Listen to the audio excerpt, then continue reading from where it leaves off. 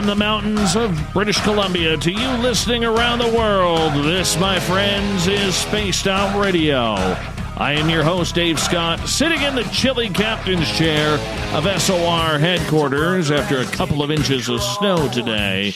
We welcome you to tonight's show, including Kingdom of Nye Radio and Revolution Radio. If you want to take a listen to our archives, they are free at youtube.com/Spaced Out Radio. Do me the favor, hit that subscribe button.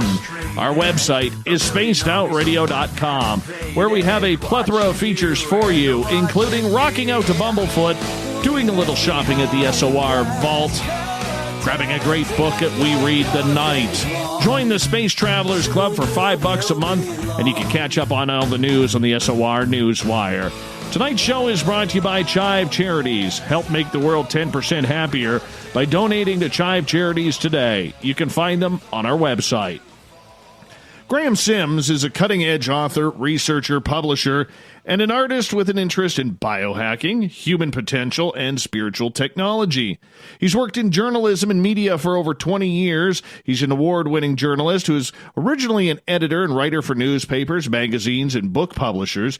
Back in 1996, he actually had the opportunity to work under and study at Dr. John Mack's program for extraordinary experience research at Harvard University, where Dr. Mack did the first clinical research on spiritual and transformational aspects of the human-alien encounter.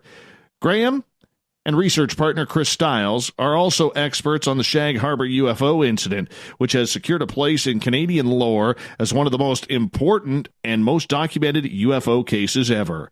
Then at the bottom of hour number 3, I'm going to bring you the SOR Newswire, brought to you by Paranoia Magazine. Graham Sims, pleasure having you on Spaced Out Radio tonight. How are you? Really good. Thanks, Mike. Great to be here. Yeah, it's been a while since I've been on the radio. Well, you know what? We're glad to have you here as well. And you know what? We're going to get into a ton of different topics tonight because there's just so much going on right now. So much. But I want to introduce our audience to you first off the bat.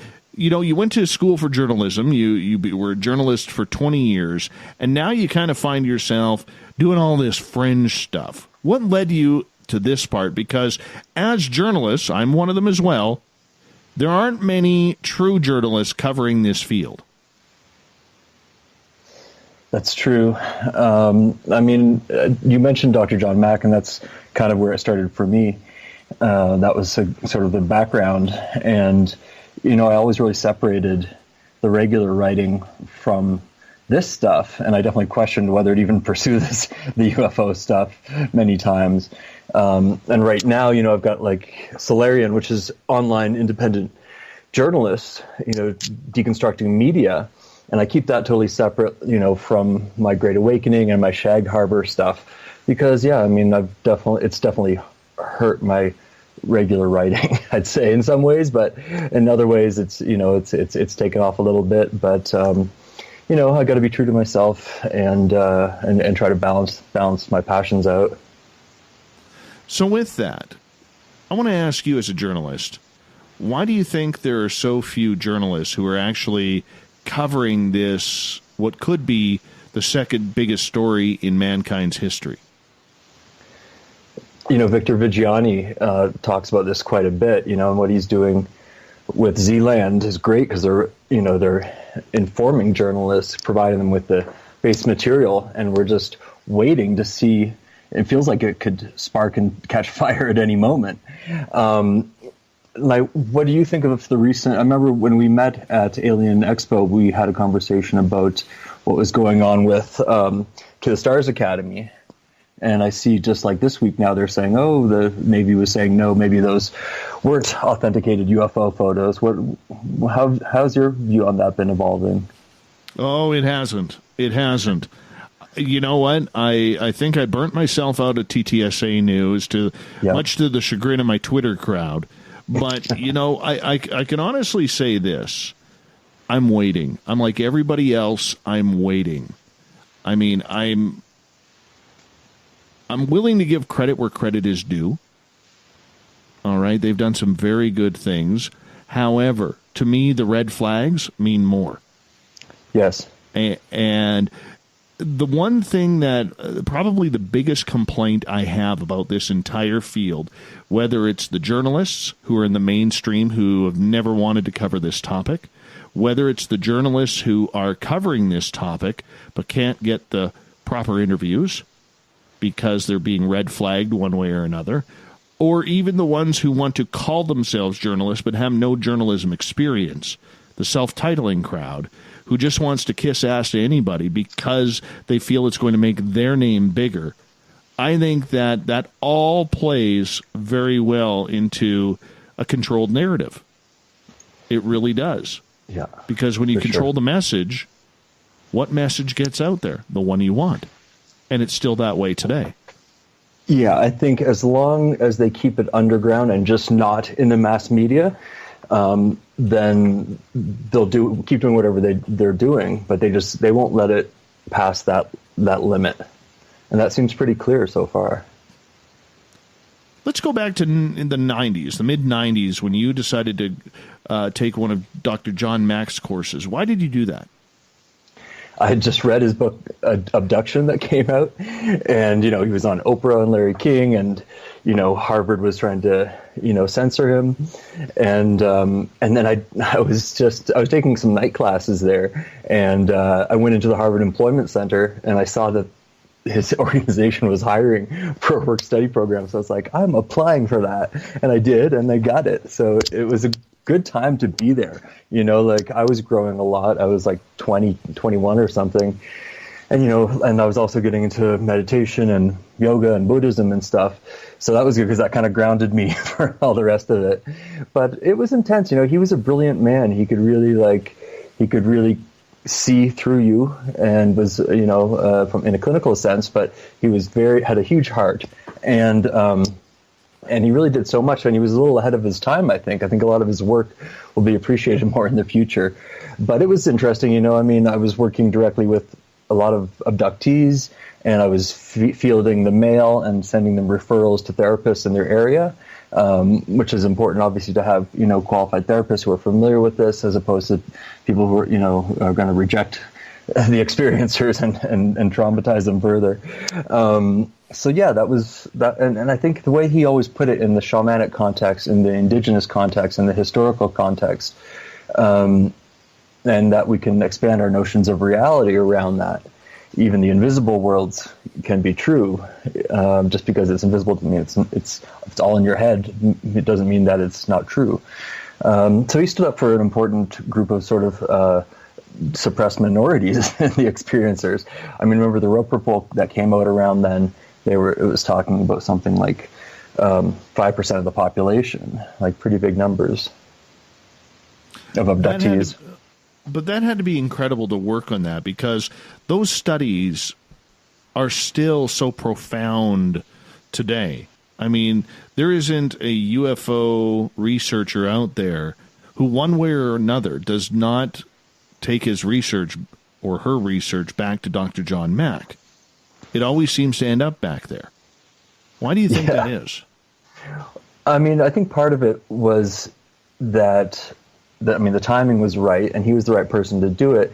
But I think that just the qualifications is what we really needed him for, especially, someone who's highly respectable, whose work is, is inscrutable, and that people trust, and that's telling the truth.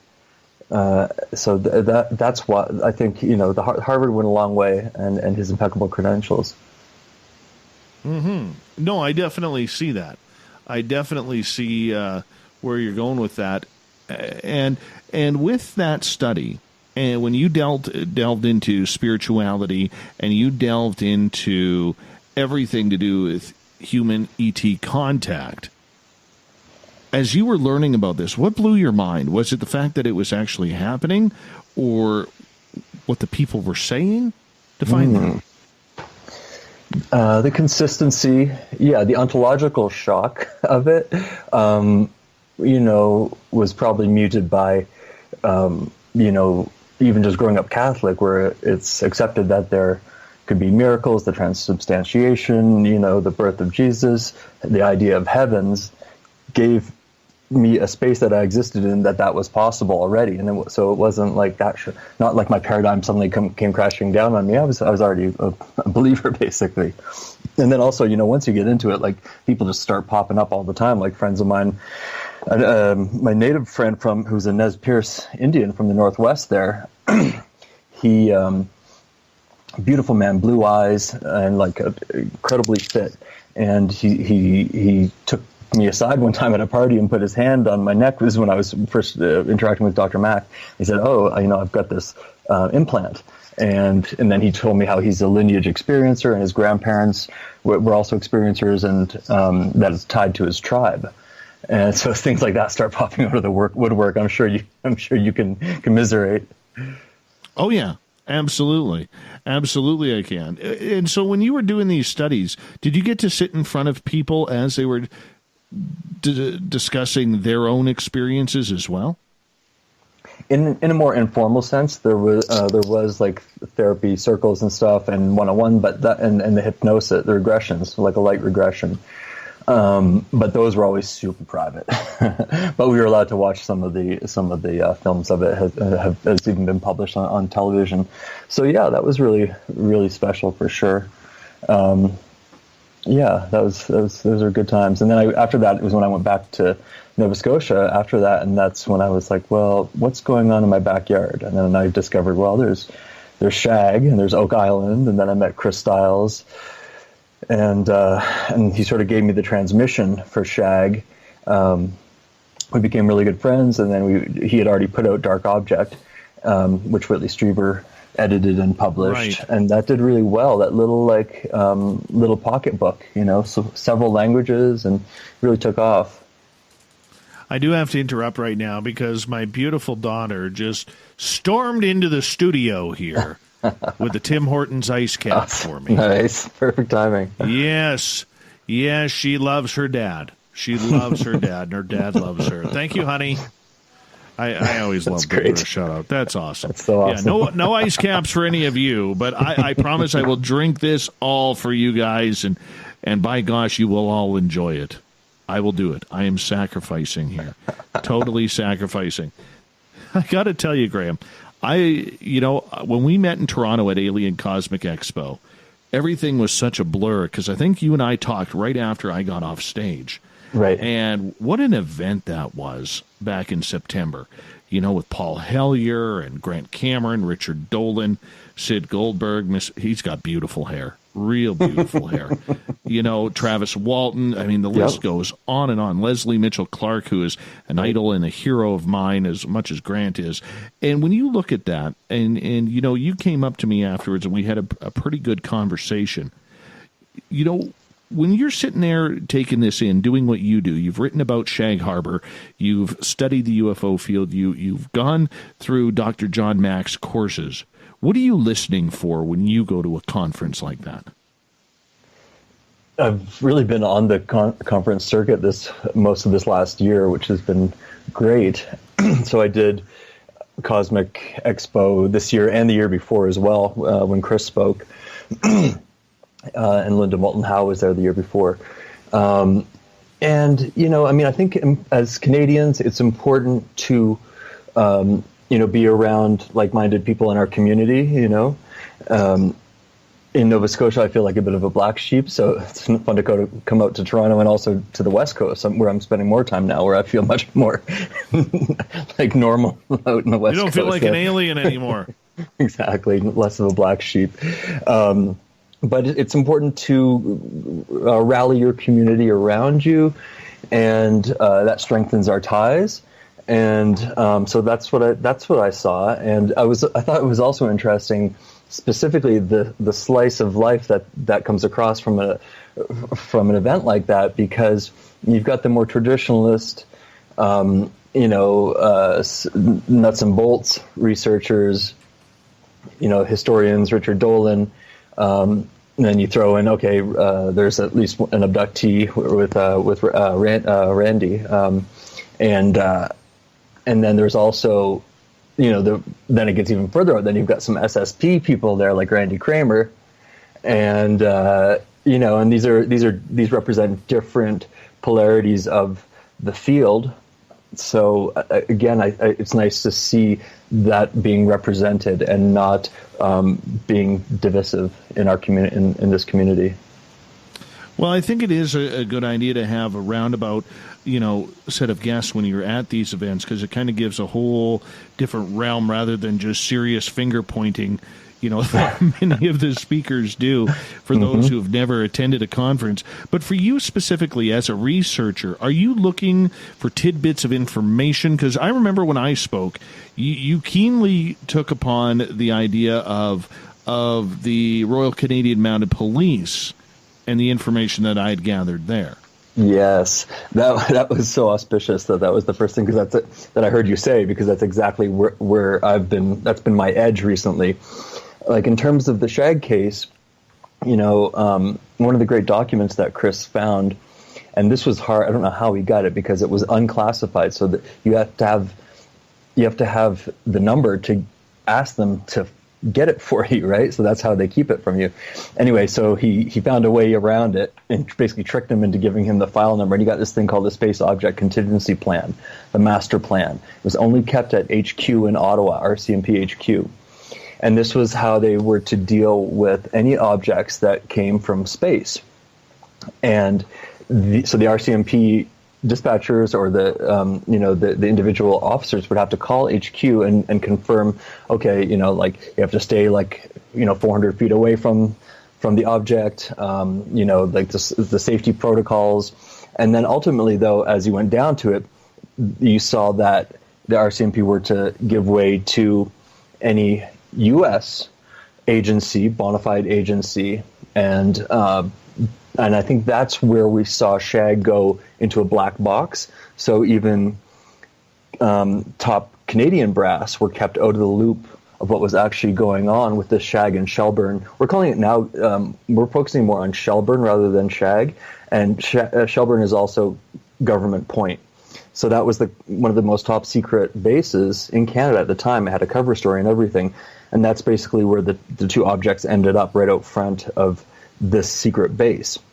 And the whole point was all government agencies, and that was all shut down. And that's also where we met people who ran into floating grays he was crying and remembering the incident of seeing the aliens. And he was like 6'3", 6'4".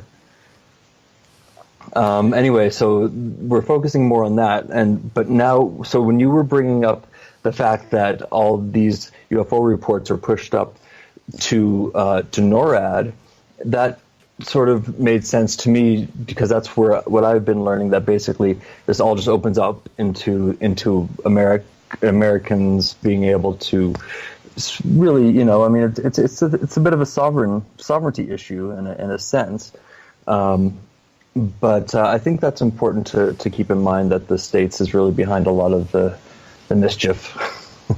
Well, see, what took me down that path to find that, and eventually that information landed in my lap, what took me down that road was I had numerous Canadian experiencers talk to me, both on and off the air, about what we would consider real American instances, whether it was MK Ultra, okay, whether it was black helicopters, which Canada does not have a fleet of, whether it's Men in Black, people being visited by the FBI or CIA at their homes or places of work, whether it was the mind control program, not MK Ultra, the other one, My Labs.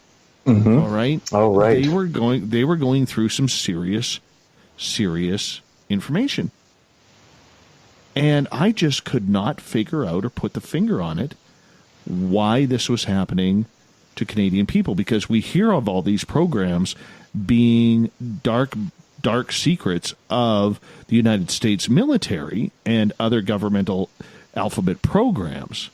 But it didn't make sense why it's happening up here. And with the RCMP portion, it put it all together. Right. I mean, there's so much space up here, too. I think they probably know that it's probably not a bad place to test some craft. Well, exactly. I mean, you look at that Cold Lake area up in Alberta, Exactly. and just on the edges of Saskatchewan there. It's massive. It's absolutely massive. Graham, we got about 4 minutes here, or 2.5 minutes here before we got to go to break at the bottom of the hour here.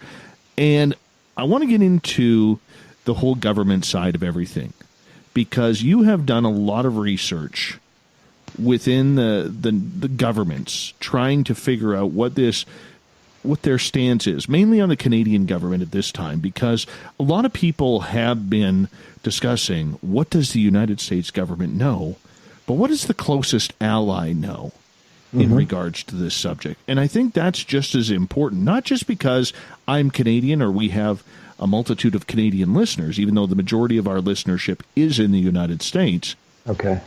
But the relations between Canada and the United States is so massive. Where does it fall on the UFO front? And I think you may have some answers for us. Absolutely. We did identify one of the destroyer escorts that was at the Government Point incident, and it was a U.S.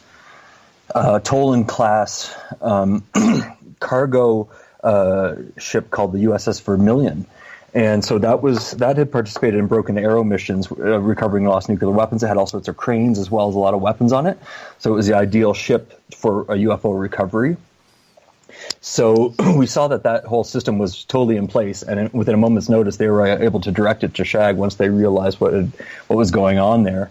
And they even had a CIA company send up a barge from Saugus, New York, because that was where they were going to actually. We talked to the underwater engineer who worked at the base, and he said they were going to chain the UFO to the bottom of the barge to get it out without anybody seeing it. But luckily, they didn't end up recovering UFOs because the UFOs fixed themselves with some help. Yeah.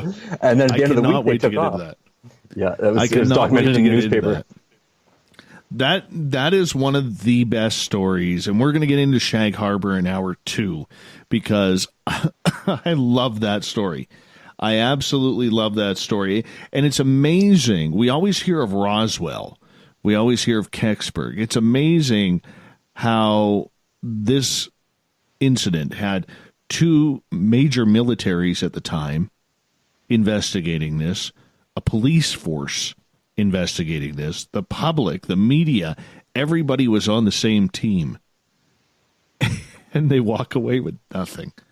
They walk away with nothing. Well, Graham, I'm going to get you to hold on. Yeah, exactly. Graham, I'm going to get you to hold on right there. Graham Sims is our guest tonight on Spaced Out Radio. We're going to get into the political side of UFOs north of the border here. Hour 2, we're going to get into Shag Harbour. Oh, yeah, we got lots to talk about with Graham tonight. So stay tuned. More Spaced Out Radio right after this.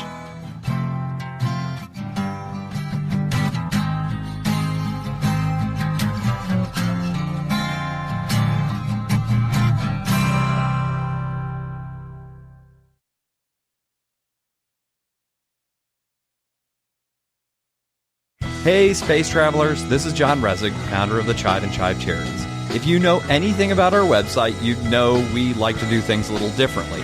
We're not some faceless organization collecting money for a nebulous cause. Our donor dollars go directly toward life-improving items. Then we give those items directly to an underdog who needs it most. To become a donor with Spaced Out Radio's official charity, CHIVE Charities, just go to chivecharities.org/donate. From the heartlands of Canada to beards around the world, we know how to take care of you. Fill your follicles with the Mighty Moose Beard Oil. All our oils and balms are handmade and 100% natural ingredients because we care about your beard. And hey, use the promo code SOR2019 and get your Mighty Moose Beard Oil today. You can check us out on our website, mightymoosebeard.com.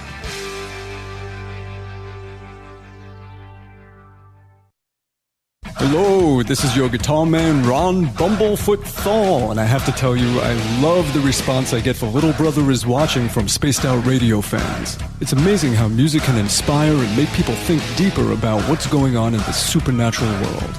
You can head over to my website, bumblefoot.com, to check out my music, my guitar workshops, my touring, even check out some of the hot sauces that I'm working on. And make sure you keep on listening, because with Spaced Out Radio, you know little brother is watching. Finish off your weekend and kick off your new week with me, Everett Thiemer, right here on Spaced Out Sundays. I'm going to bring you great guests, a little bit of snark, and plenty of information to think about. But don't worry, there's going to be plenty of woo as well. We are going to hit everything in the paranormal and supernatural, including the odd psychic Sundays. So tune us in on Sunday, 9:06 p.m. Pacific, 12:06 a.m. Eastern, right here at spacedoutradio.com. Heading to Vancouver and looking for a night on the town? The Moose Vancouver is the bar that never stops rocking until 2 a.m. every night. The Moose has great food with everything on the menu from $6.95 to $8.95. Fantastic, vibrant staff and rock and roll that will bring you back to when the music was real, the hair was long, and the guitars were rocking. Get your party on at the Moose Vancouver, the official party bar of Spaced Out Radio. Every night on Spaced Out Radio, we have places for you to hang out. Hi, this is Carl. Join our SOR Space Travelers group on Facebook for live chat. On Twitter, using hashtag Spaced Out Radio, you can also join us in our Spreaker chat room. Check us out on Instagram at Dave Scott SOR. All of our archives are free on YouTube at Spaced Out Radio. By the way, I'll be watching you at your window until you do. Bye! We're adding to the entertainment online for Spaced Out Radio. I'm Amber Beckrud, and I want to invite you to subscribe to our YouTube channel and check out Cryptid Tales, where I will take you on a journey into some of the strangest legends and lore from around the world, relaying the stories to you of the strange creatures and experiences that people have had throughout time. You can find Cryptid Tales at youtube.com/Spaced Out Radio. And while you're there, don't forget to check out our free archives and leave a comment. See you there. Are you having encounters with the paranormal, supernatural, or ufological that you cannot explain? Look no further than the SOR Sightlines Report, brought to you by the Experiencers Support Association. This is Ryan Stacy, head of the Research Association, TESA. Soon on the Spaced Out Radio website, you'll be able to file your reports and have them researched for you. We are independent and ready to help Spaced Out Radio listeners today. Move over, brother, and let me own Saturday night. This is Rich Giordano, and I'm inviting you to tune on in to Spaced Out Saturdays starting at 9 p.m. Pacific, 12 a.m. Eastern, where I'm going to bust open the lids on everything paranormal. Why? Because we want answers, and I'm the guy who's going to deliver those answers to you. Join the chat rooms, and we'll see you this Saturday. Just be there. No, really. Hey everybody, the SOR Space Travelers is open. For just $5 a month, you can hang out with Dave and our crew privately in our members-only section. With your signing, you'll receive newsletters on what's going on with Spaced Out Radio. You'll have direct contact with the host during the show in our chat, live streaming videos, and a great forum for your posts and more. Become a Space Traveler now at spacedoutradio.com.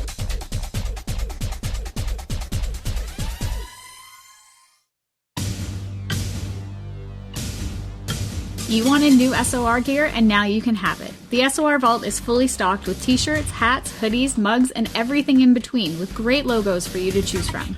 So head on over to spacedoutradio.com, click on the SOR Vault, and go shopping. Pricing is quite affordable, and you can look good representing your favorite show. So go to our website and pick up your new SOR wear at the SOR Vault today.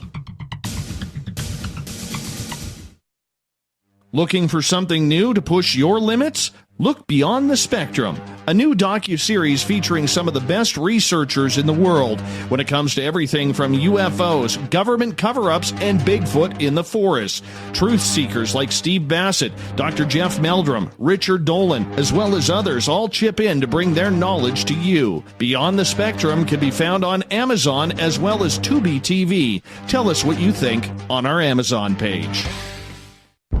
Are you intrigued by Paranormal Talk Radio? You'll love the new Paranormal Radio app from TalkStream Live.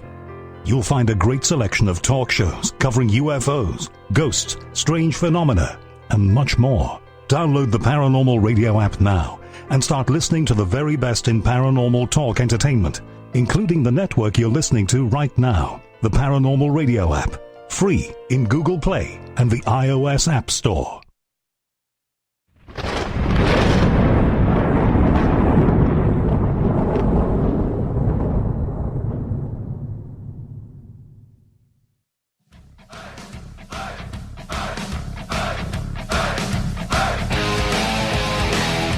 Welcome back to the second half hour of Spaced Out Radio. Tonight, I am your host, Dave Scott, sitting in the captain's chair of SOR headquarters, surrounded by a couple of inches of fresh snow all around HQ here. I don't mind that. I kind of like it, actually. About time. Starting to feel Christmassy around here. Christmassy, even though that's not really a word. Hey, I want to remind all of you that if you have missed portions of this show or others, you can always check out our free archives at youtube.com/spacedoutradio. Do me the favor, hit that subscribe button. Our website is spacedoutradio.com, where we have a plethora of features for you. You can rock out to Bumblefoot, do a little shopping at the SOR Vault, grab a great book at We Read the Night. We got the Space Travelers Club open for $5 a month, and Captain Shirk's SOR Newswire is up to date daily. Author Graham Sims is our guest tonight on Spaced Out Radio. He's co-author of a great book about Shag Harbour. You definitely want to check that out. It is on Amazon. We're probably going to add that one to our We Read the Night selection as well. Graham, welcome back to the show. Thank you, Mike. Dave. I'm a Dave. No, sorry, Dave Scott. That's my lawyer, sorry. Oh, that's all right. I thought you were talking to your microphone, which technically you are. Oh, my mic. Yes, I was. Yeah. Hey, I want to ask you about the political side of everything because, you know, in the United States, we've seen, because today, believe it or not, is the 2-year anniversary of the New York Times article that stated that the Pentagon had spent some money looking into UFOs at the behest of former Senator Harry Reid of Nevada, and we saw the first look at the 3 videos, the Tic Tac, the Gimbal, and then eventually the Go Fast with that. And it's a 2-year anniversary, and we've seen this topic of UFOs in the mainstream media quite a bit, more so than has ever been done in history of media before in the last, say, 70-plus years. And we see the United States government taking an interest in this. It was a question that came up in the presidential campaign almost 4 years ago. We've seen other people, current senators, looking into this to the United States Navy. Yet the Canadian media and the Canadian government has been very, very suspiciously silent on this entire subject. Why do you think that is? There's so many reasons. It's so bizarre because we got all our documents right from the library. Originally in the 90s, we got microfilm, and they delivered it from Ottawa to the Halifax Library. We go through it. And I'm sure you and your readers may be familiar with the Library and Archives Canada website, Canada's UFOs, the search for the unknown. It's like 9,500 digitized documents. And these documents include report sightings and investigations of UFOs across Canada, they say.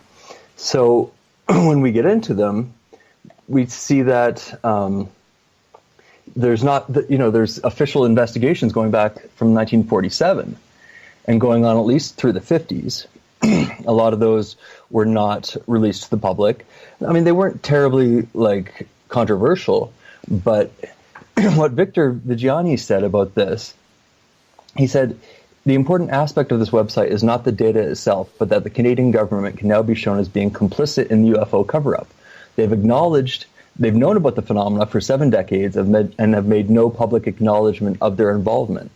So you can't have it both ways. It's kind of schizophrenic, you know? Well, and that's exactly it. That's kind of the point that I am getting at with this whole aspect here is what are we trying to prove? What are we trying to do here? You know we are a major ally of the United States, both as a defense partner, as a trade partner, because let's face it, North America is us, the Americans, and the Mexicans, and of course, us being the Canadians. And, you know, that's a pretty tight-knit continent. And we got to take care of each other. And we share secrets. We share trade. We share people. We share absolutely everything that good neighbors should.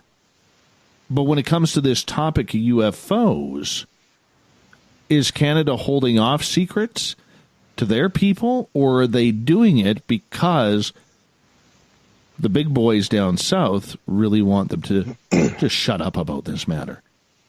And if the government is not studying the phenomena, shouldn't they be studying it? Like, why aren't they?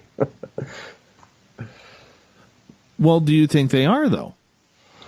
Well, that's the question. I mean, I don't think it's as involved as the Americans, but I think there's definitely some crossover. There always has been. Like, it was these things in the 50s, in the early 50s. It was around 55, I think, that the Iron Curtain of silence started to descend more. But until then, a lot of these technological advances were in the open literature.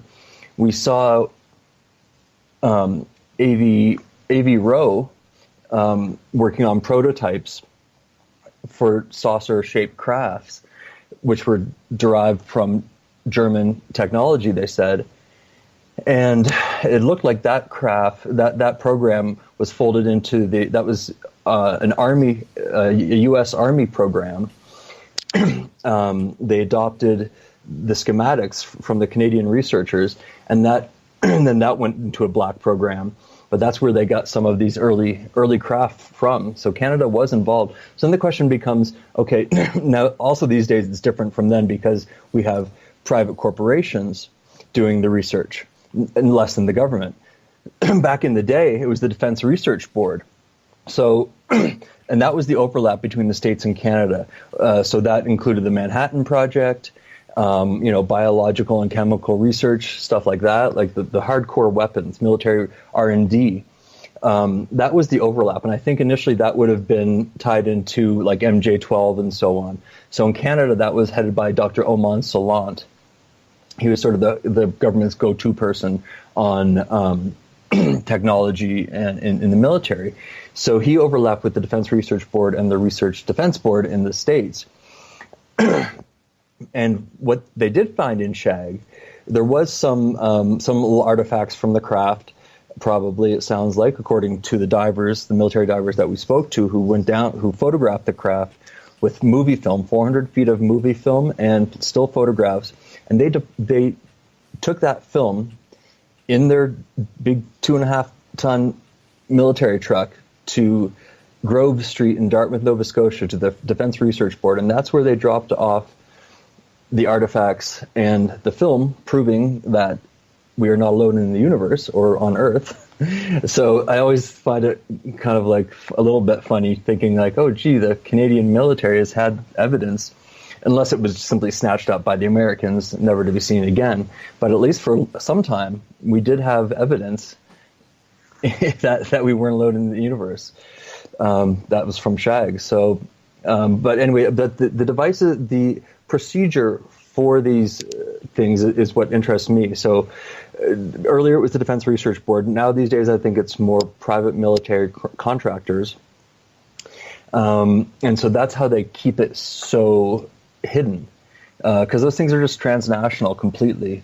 So I don't know, some of the more far out SSP researchers who I totally dig, they say that there are international presences in space. And now there's many secret space programs. So there sounds like there's one that's the corporate one, but then there's also one that has something to do with NASA or maybe the United Nations even, where apparently there are Canadian military forces in space, according to some SSP whistleblowers.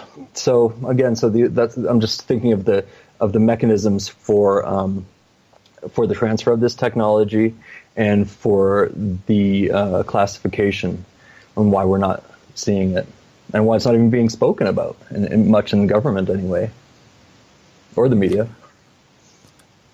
I recently wrote an article on our website, spacedoutradio.com, for our newswire that stated, and after getting tipped off by a great researcher and writer, M.J. Banias, that previous to the last federal election here, a conservative member of parliament who did get reelected had one of his legal aides contact MJ to ask MJ about the UFO question and whether or not he thought it would come up during the election and how the conservative MP should answer those questions.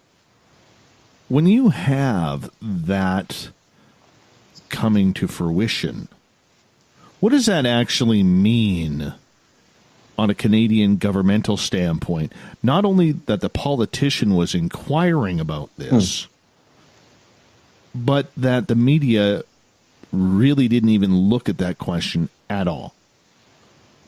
That's true, yeah. And I think the way that it could come in, well, in addition to the Space Force going on in the States, but in terms of global warming, 0-point energy, if it exists, which it apparently does, that's going to be how we're really going to stop global warming.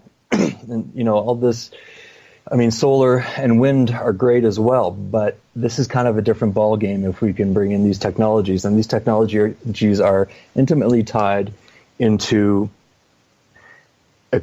disclosing, well, let's just say disclosure,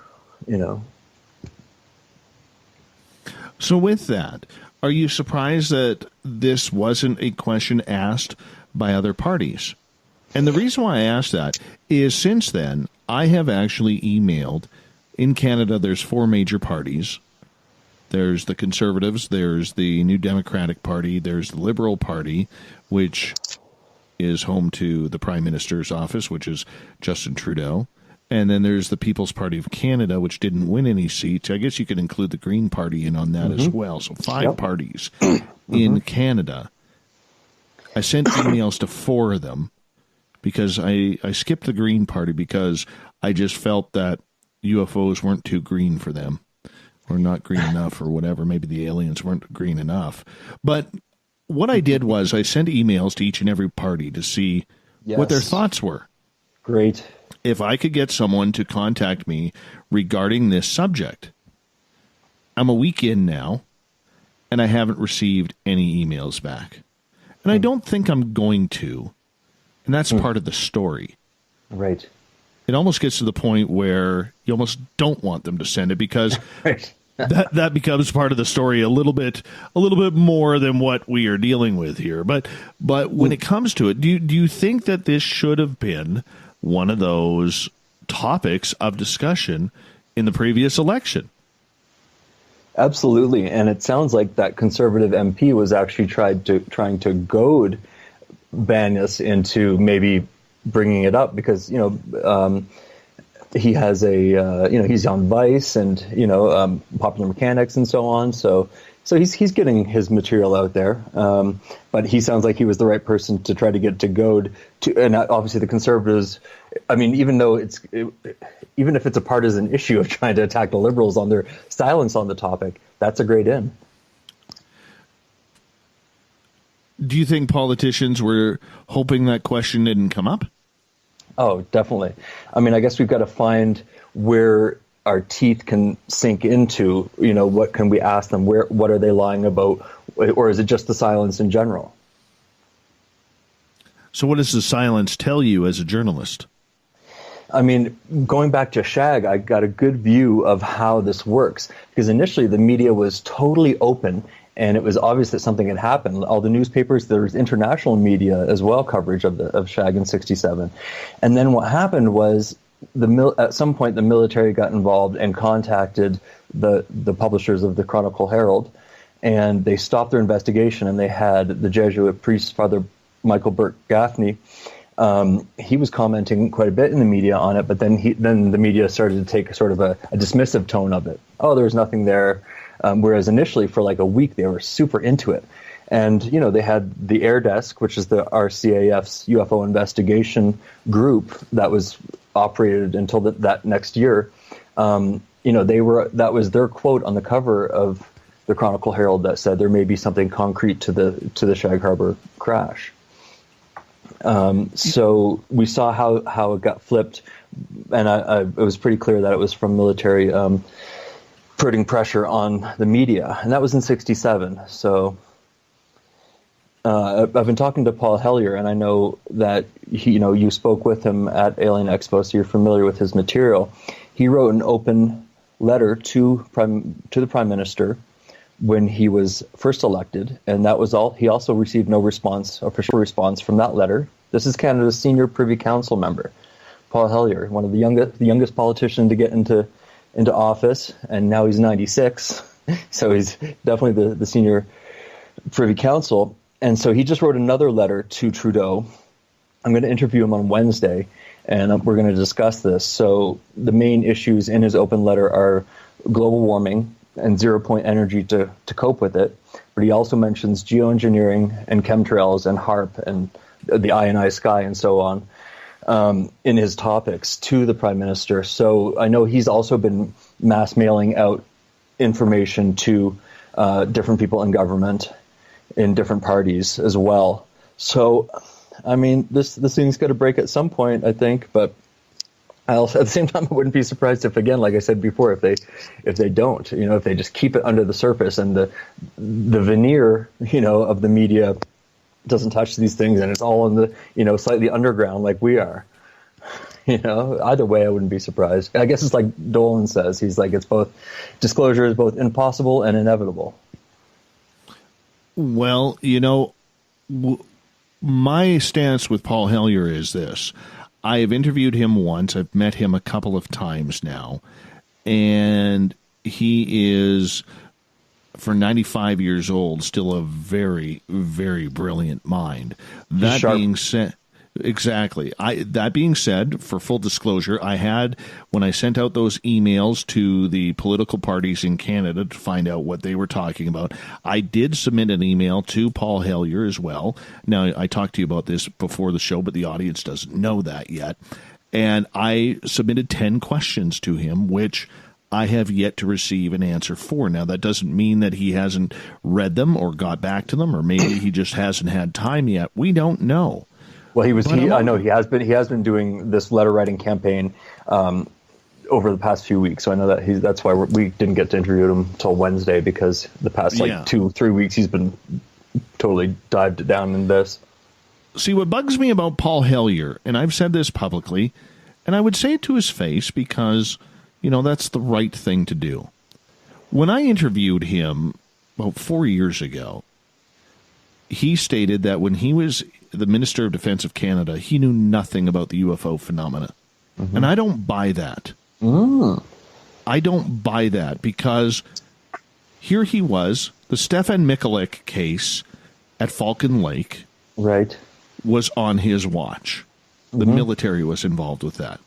Then on July 3rd, 1967, 2 months later, he is in St. Albert, Alberta, doing a ribbon-cutting ceremony at a UFO landing pad for Canada's centennial. Now, a lot of people will say, well, that was a joke, for Canada's 100th birthday, but it's a little coincidental.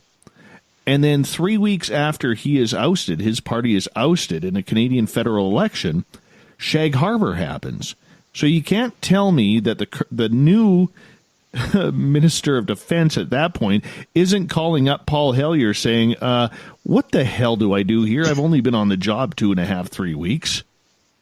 You can't tell me that didn't happen and that he knew nothing of these incidents. And I'm struggling with that, because I want to like Paul Hellyer. I do.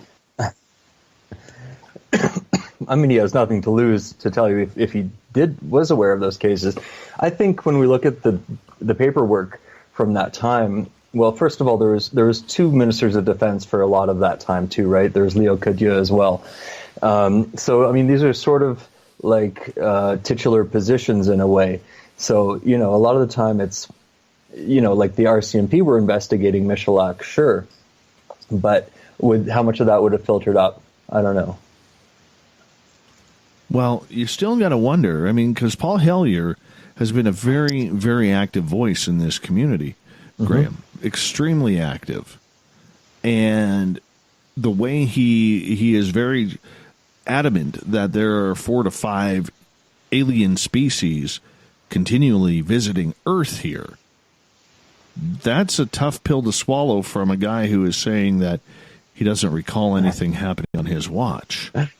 I think also he's such a good guy, and he's really incorruptible. So I think he probably wouldn't have been their first choice of someone to bring in on this secret, because they knew his religious background and his morals and how he feels about lying. So he might not have been the person that they would have brought this material to. But yeah, those are good questions. Well, we're going to have to ask him, because I'm hoping he does get back on me on the political side, because I think his opinion is important on that. I really do believe his opinion is needed, because here's the thing, at 95 years old, it's a matter of time, and I hate to say that about anybody, but it's a matter of time before that path goes silent, if you know what I'm saying. Yeah, and I mean, imagine him like putting his elbow grease into sending these letters, to the government at 95. That's how he spends his time. Like, he's so devoted. He has more energy than me. Wonder what that's like. Well, he doesn't have a daytime job that he has to worry about. Well, he's just so passionate about it. This work will continue after he passes as well. That's the inspiration that I've drawn from him. I think so. And in regards to that, who do you see taking his spot? Is there another Canadian voice out there outside of UFO researcher? That's a good question. I can't think of anybody off the top of my head who's really going to fill that spot. I mean, Stanton Friedman is gone as well, so there's younger guys. I mean, Chris Rakowski, Grant Cameron. Those guys are rocking it. We got about 1 minute here before we got to go to break at the top of the hour, and we're going to get into Shag Harbour next with our guest, Graham Sims. And I'm looking forward to this. Very much looking forward to this. Graham, do you think that the coin that the Canadian Mint made this year of Shag Harbour was just another public hint that there is something going on? I mean, that's 2 years in a row. Yeah, I mean, it's in a sense, it could be seen as soft disclosure. I love that so much. So again, it speaks to that schizophrenic push and pull, denial. I think early on they could have been scared of coming public with their understanding of this phenomenon. You can imagine, because they probably hardly knew what was going on in the 40s and 50s, the military in Canada. Maybe they did, but I can see them being either influenced by the States or by the fear of panic. Or because the truth is, they're going to say UFOs are real, but we have no idea what the heck they are. That's not going to help people. Definitely. Graham, I'm going to get you to hold on right there as we are going to go to break here at the top of the hour. Graham Sims, author, award-winning journalist. We're going to be getting into his zone coming on up here. Shag Harbour. What happened in Nova Scotia, October 3rd, 1967. More Spaced Out Radio coming up after this.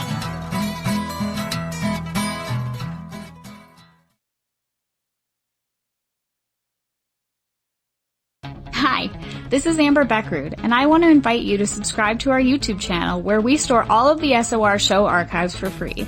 And as an added bonus, every 2 weeks I'm posting brand new content on Cryptid Tales, where I will get into some of the spookier legends and folklore from around the world and tell the stories that go with them.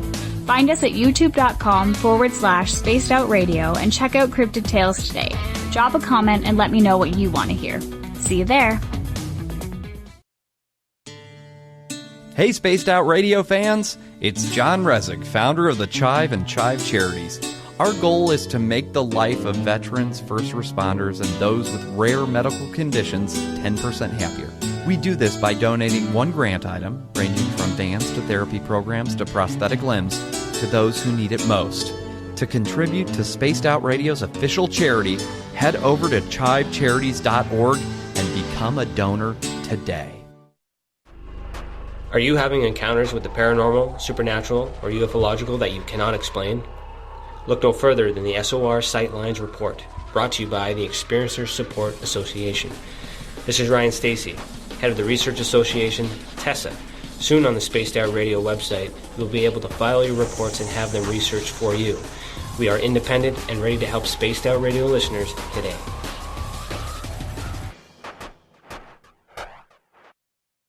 At spacedoutradio.com, we have a little bit of everything for you to stay up late. So while you're there, check out our SOR Newswire, where our team brings you stories of the weird and strange to the WTF from around the globe. News on Bigfoot, UFOs, paranormal, Darwinian-type crime tales. It's the stories that the mainstream media usually won't touch. Well, we got them all on the SOR Newswire, only at spacedoutradio.com. Come hang out with Spaced Out Radio, where we own the night. This is Carl. You can follow Dave on Twitter at Spaced Out Radio, and during the show, use the hashtag Spaced Out Radio to chat with us live. On Instagram, at Dave Scott SOR. On Facebook, give our page a like, Spaced Out Radio Show. SOR archives are free on YouTube at Spaced Out Radio. Come join us, or I will come join you. See you at your window. Visit purpleplates.com today. For over 40 years, the Purple Energy Plates have been delivering amazing results for their many customers. Inspired by the great genius Nikola Tesla, the harmony, healing, and energetic effects of the plates have proven over and over to be beneficial and often miraculous to thousands of customers.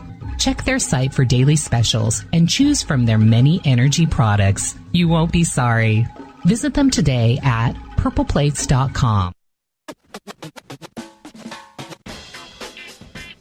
The SOR Vault is open for business, and do we have some cool swag for you to pick up? All you have to do is head over to our website and click on the SOR Vault. You have a variety of cool logos to choose from, and put them on anything you want. T-shirts, hoodies, hats, coffee mugs, you name it, we can get it to you. So do your shopping by supporting the store you love. Get your Spaced Out Radio swag at the SOR Vault today.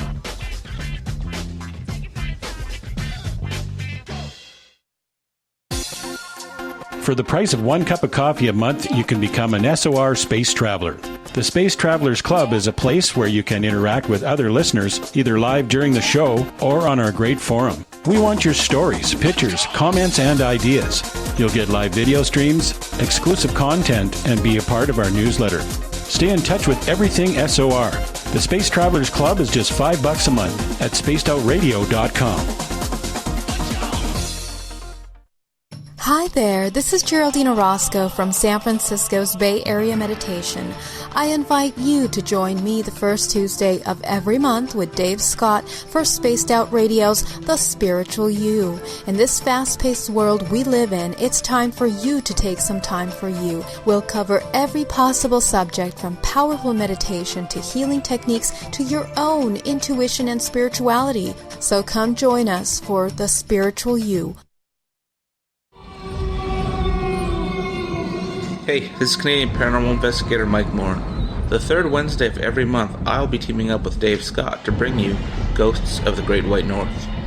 Each month, we will bring on guests from across Canada to discuss their ghostly encounters. Canada is a paranormal hotbed with stories you've never heard, so we're going to bring them to you. So get comfy on your Chesterfield, grab a donut, and join us, eh?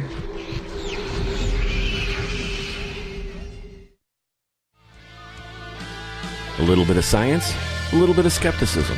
Add a dash of snark and you have the makings of Spaced Out Sundays with me, Everett Thiemer. Together we will look into the reality of the paranormal with an open eye and rational thought. Oh, did I mention there'll be plenty of woo as well? Your time spent with Spaced Out Sundays will make the night even better. The chat rooms are open, 9:06 p.m. Pacific, 12:06 a.m. Eastern, right here at spacedoutradio.com. Get your horns up with me on Spaced Out Radio. This is Ron Bumblefoot Thal. Come tune in to SOR where you can hear me rock out with Little Brother Is Watching, the official theme song of Spaced Out Radio. And then come on over to bumblefoot.com where you can find out about my tour schedule, my music, and everything else. Bumblefoot.com keeps you up to date on what I'm doing and the best way to stay in touch with my music and music camps. Sign up for my newsletter at bumblefoot.com and remember, Little Brother Is Watching. The Call of the Wild is in Vancouver. The Moose Vancouver is one of the hottest bars and restaurants in the city. Open until 2 a.m. nightly, the Moose will rock you like a hurricane all night long. Great food with everything on the menu at $6.95 near the corner of Nelson and Granville. Get your horns up and come rock with us. The Moose Vancouver, the official rocking bar of Spaced Out Radio.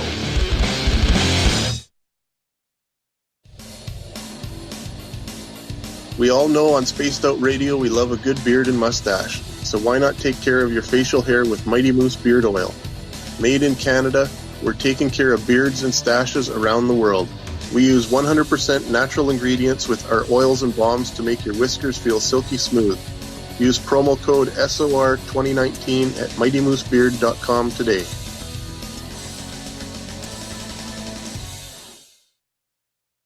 Move over, brother, and let me own Saturday night. This is Rich Giordano, and I'm inviting you to tune on in to Spaced Out Saturdays starting at 9 p.m. Pacific, 12 a.m. Eastern, where I'm going to bust open the lids on everything paranormal. Why? Because we want answers, and I'm the guy who's going to deliver those answers to you. Join the chat rooms, and we'll see you this Saturday. Just be there. No, really. You're listening to Spaced Out Radio with Dave Scott. Follow Dave on Twitter at Spaced Out Radio and on Facebook, Spaced Out Radio Show. Hour 2 of Spaced Out Radio is underway tonight. I am your host, Dave Scott. Appreciate you tuning us in, especially if you're listening in on our terrestrial affiliates, WQEE 99.1 FM in Noonan, Georgia. In Ridgecrest, California, KZFX 93.7 FM. UPRN 107.7 FM in New Orleans. In Reedsport, Oregon, KDUN AM 1030 and KDNF AM 1560 in Dangerfield, Texas. On the digital side, hi to everyone listening in on Kingdom of Nye Radio and Revolution Radio. Remember, all of our archives are free at youtube.com/Spaced Out Radio. Do me the favor, hit that subscribe button. The Desert Clam has set the password for tonight in the SOR Space Travelers Club. I'm going to be honest, I have no idea how to pronounce this. Xenodocyonology. I don't know. Maybe I'm right. I don't know. But the Clam sets a password each and every night right here on Spaced Out Radio. Our website is spacedoutradio.com, where we have a plethora of features for you. You can rock out to Bumblefoot, do a little shopping at the SOR Vault, pick up a great book at We Read the Night, join the Space Travelers. It's only $5 a month. And, of course, Captain Shirk has your news set each and every night on the SOR Newswire on our website. We are talking Shag Harbour. What happened on October 3rd, 1967 in Shag Harbour, Nova Scotia, right on the border with Maine? We know the Canadian military was involved. We know the United States Navy was involved. Joining us is author Graham Sims. He has written about this along with Chris Stiles. And Graham, welcome back to the show. Thank you. Thank you, Dave. Not a problem. Not a problem. Let's go back in history to October 3rd, 1967. What happened? So there's a few points that aren't commonly known that I could throw in here. The first being that the object was sighted by Russian radar as penetrating the Earth's atmosphere over Siberia at, I think it was between 7,000 and 11,000 miles per hour, and then coming to a sudden standstill over Shag. So within minutes, literally, there was nuclear-tipped B-52 bombers circling the area out of Loring Base in Maine. I mean, those things were probably already in the sky, right? Because they were always in the sky. And it was doing tight circles over Shag. So there was also U.S. military reconnaissance jets taking pictures. That was within 50 minutes to half hour after the first incident. So they were aware of it immediately. Now, we call it the Night of the UFOs because all over the whole province, there was all these sightings, all these experiencers, fishermen, and so these were so there's definitely several craft, and there was even one, Dave. They called in to the radio. A whole bunch of callers called into the local radio stations and were on the air talking about this 60-foot sphere of light that was hovering 5 feet over the water that traced the shore of Halifax Harbor at like 9 o'clock that night, that first night. And that means it went past the Navy slips where all the ships were and everything, right in the middle of the harbor.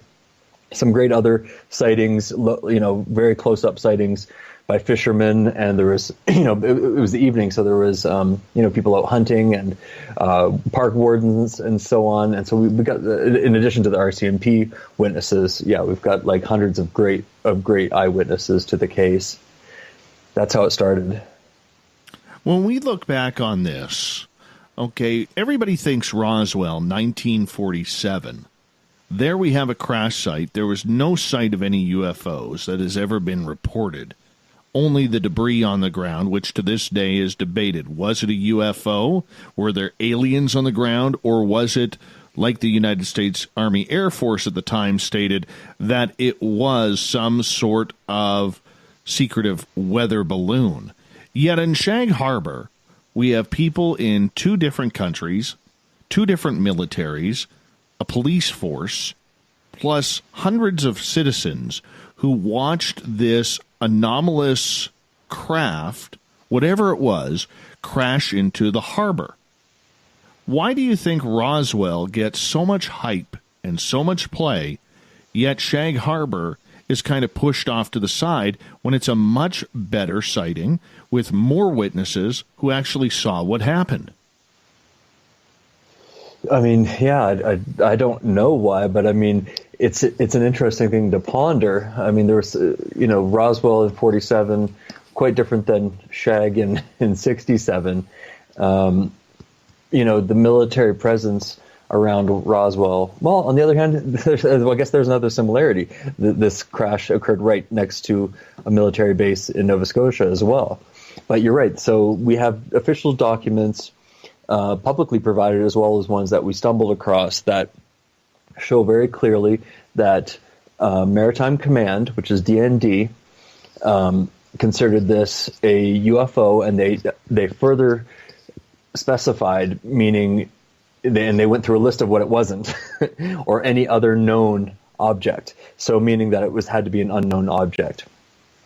We can even see how the military commanders at the time wrote right on the documents, which are now photocopied, UFO underlined 4 times.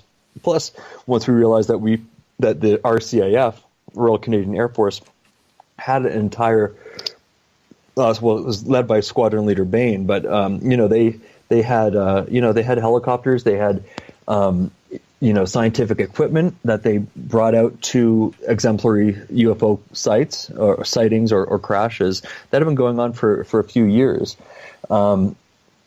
So there's a lot going on. I mean, the difference is, I mean, I don't know, the States is so much more poppy about it. Nova Scotia, it's so sleepy. Everybody literally forgot about it, even though it was on the front page of the paper. Yeah, that amazes me.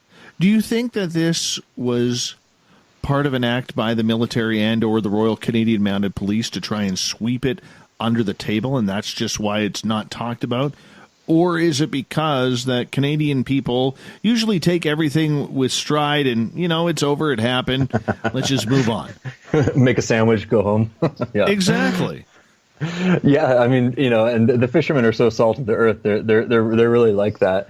But I'm not. I don't know, but I think we did see that happen with. So what happened was they knew they couldn't cover it up completely, right? Because the media was there. It had already been gone out on the international wire service.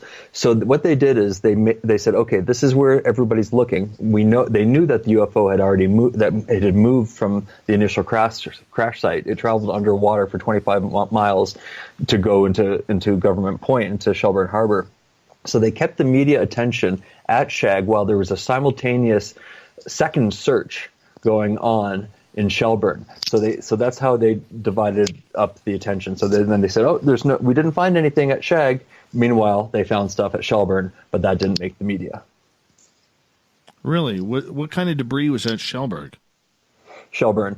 So what it was, well, again, it's hard to say because people did watch them bring up what looked like debris from the craft, pieces of metal and so on. But, they said there was also like diving markers that were there. So was that what they were seeing? According to the divers, they dropped off some material that they believe came from the craft. But it's tricky. I mean, they were dropping the U.S. military was dropping these sonar probes and so forth to find the object, and some of those washed up, and we thought they could have been alien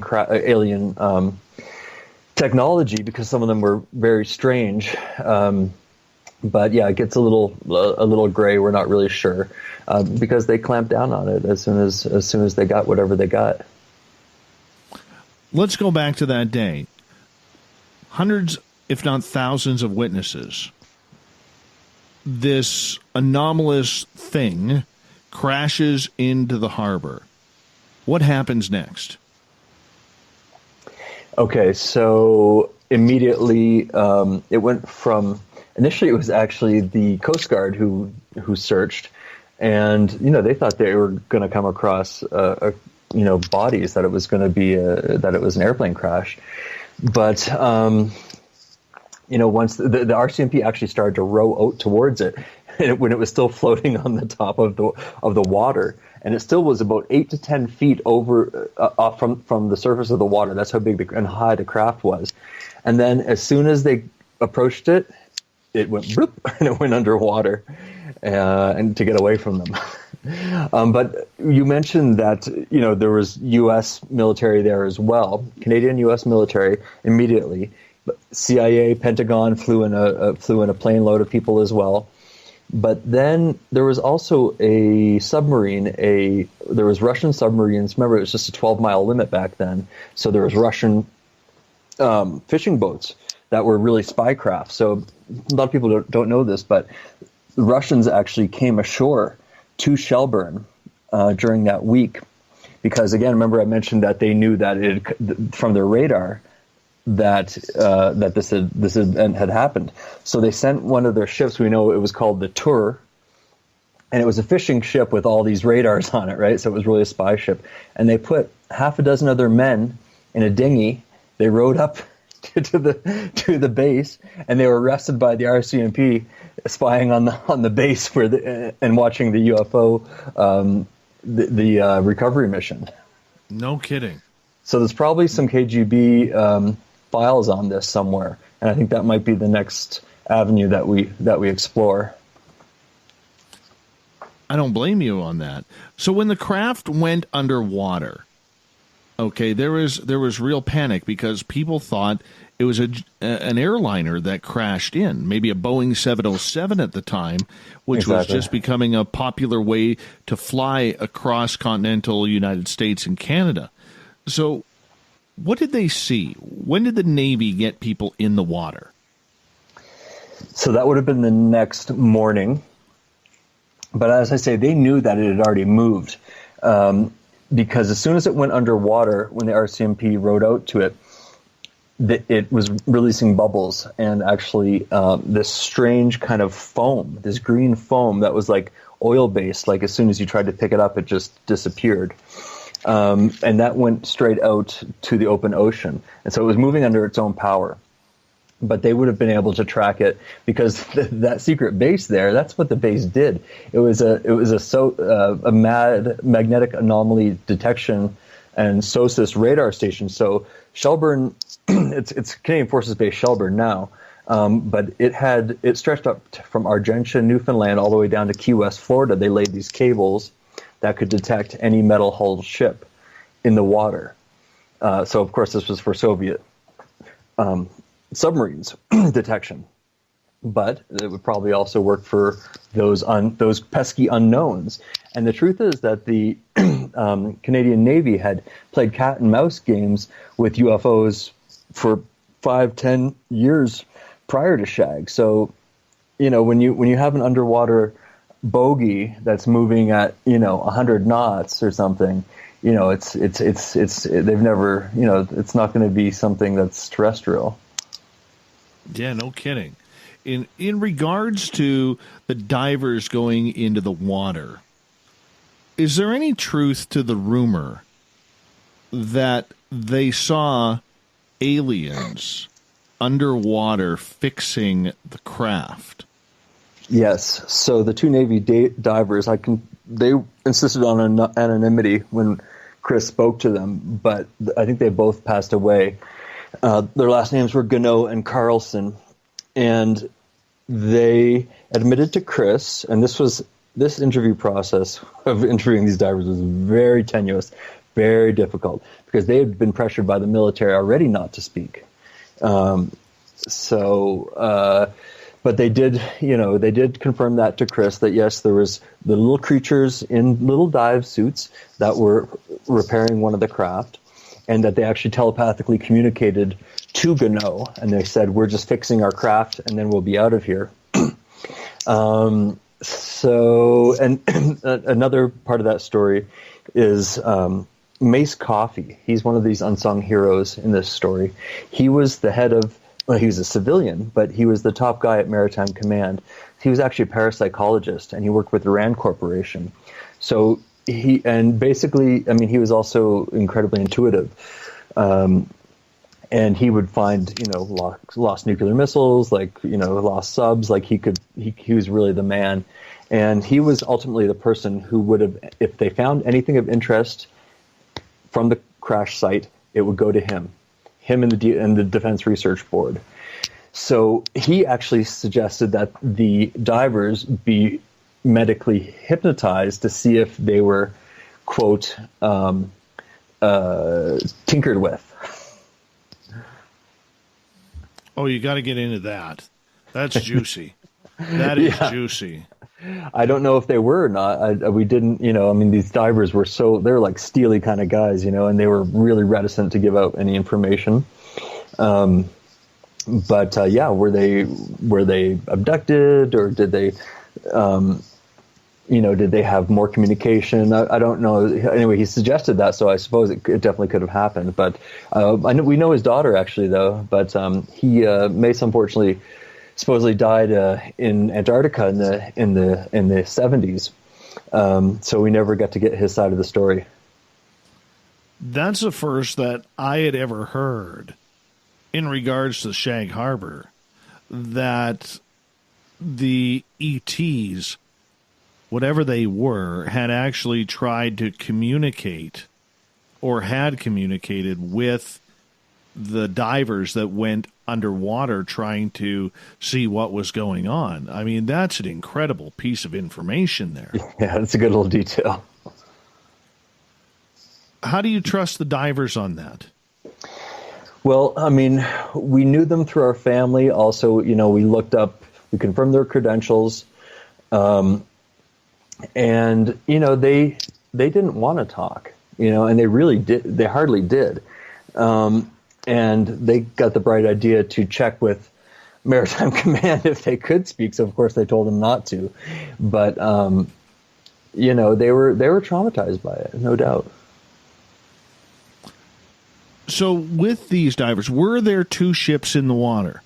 Because there's another rumor, as we got about 4.5 minutes here before we go to break, there was another rumor stating that another craft had moved in underwater to help fix the ailing craft that went into Shag Harbour via the air.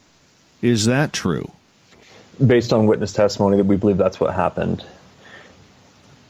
So earlier, some of the witnesses had looked like the bottom of the craft was on fire, like going from white hot to plasma colored and flames coming out. So that seemed like the one that was having some trouble. And then there was one scene that went just straight down on top of it. And that was confirmed by the divers, who said they used the military term standing nines over it. So how you'd sort of guard a compatriot who is wounded in war. You stand over them, guarding them.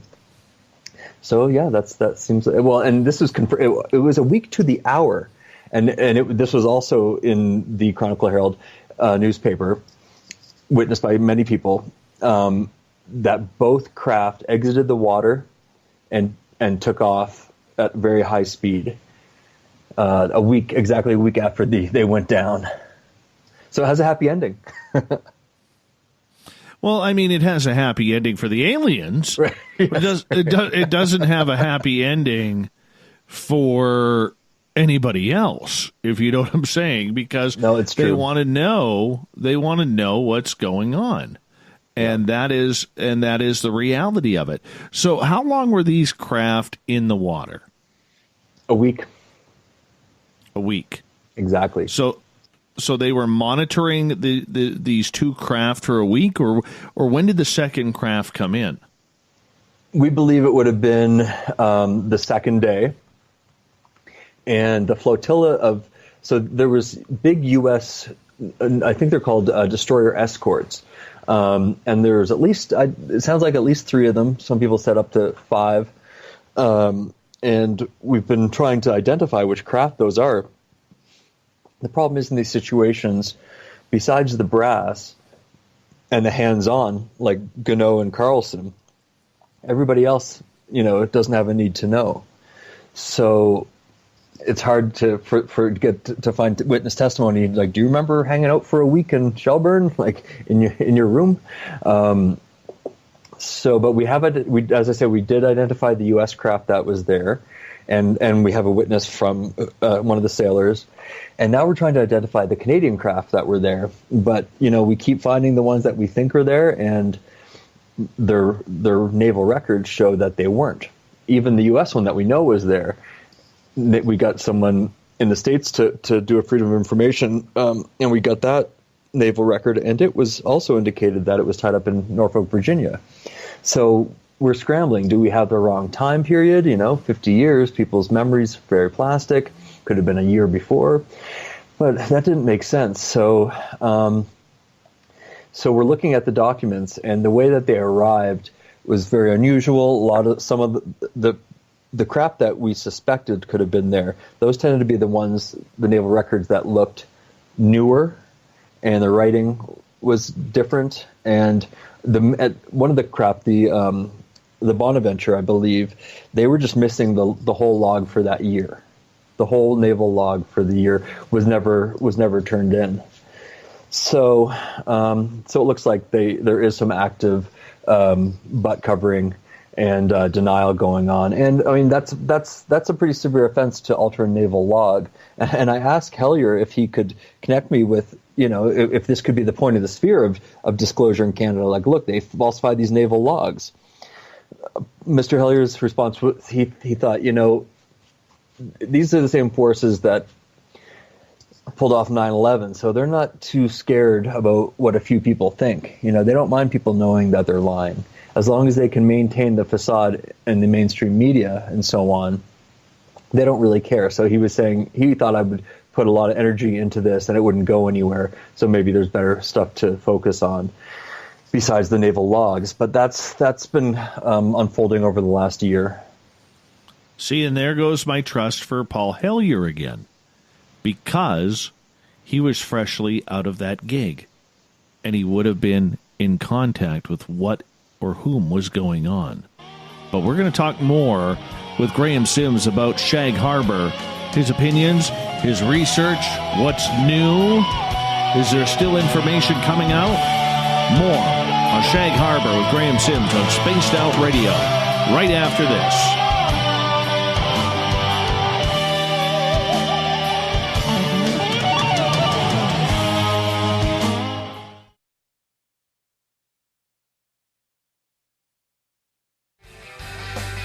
From the heartlands of Canada to beards around the world, we know how to take care of you. Fill your follicles with the Mighty Moose Beard Oil. All our oils and balms are handmade and 100% natural ingredients because we care about your beard. And hey, use the promo code SOR2019 and get your Mighty Moose Beard Oil today. You can check us out on our website, mightymoosebeard.com.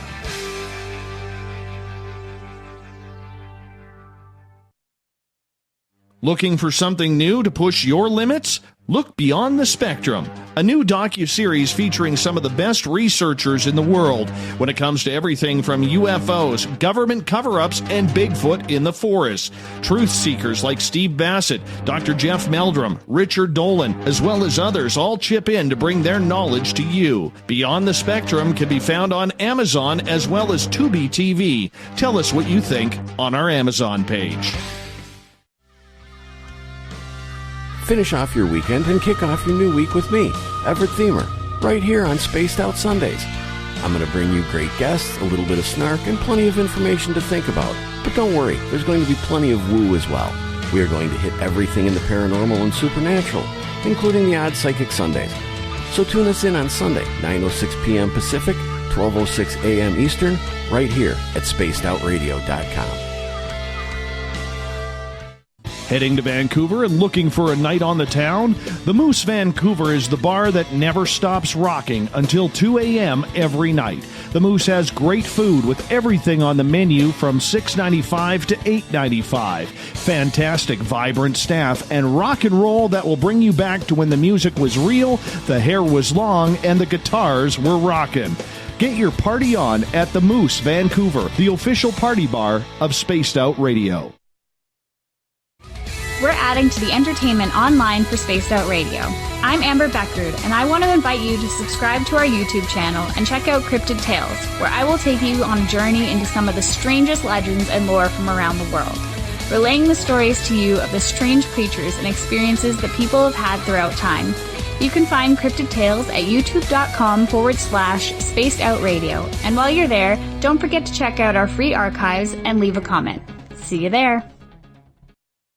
Every night on Spaced Out Radio, we have places for you to hang out. Hi, this is Carl. Join our SOR Space Travelers group on Facebook for live chat. On Twitter, using hashtag Spaced Out Radio. You can also join us in our Spreaker chat room. Check us out on Instagram at Dave Scott SOR. All of our archives are free on YouTube at Spaced Out Radio. By the way, I'll be watching you at your window until you do. Bye! You wanted new SOR gear, and now you can have it. The SOR Vault is fully stocked with t-shirts, hats, hoodies, mugs, and everything in between, with great logos for you to choose from. So head on over to spacedoutradio.com, click on the SOR Vault, and go shopping. Pricing is quite affordable, and you can look good representing your favorite show. So go to our website and pick up your new SOR wear at the SOR Vault today.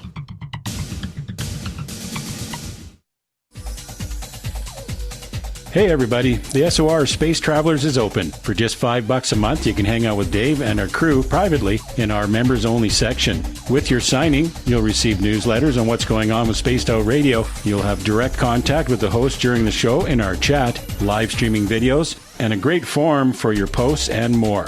Become a space traveler now at spacedoutradio.com.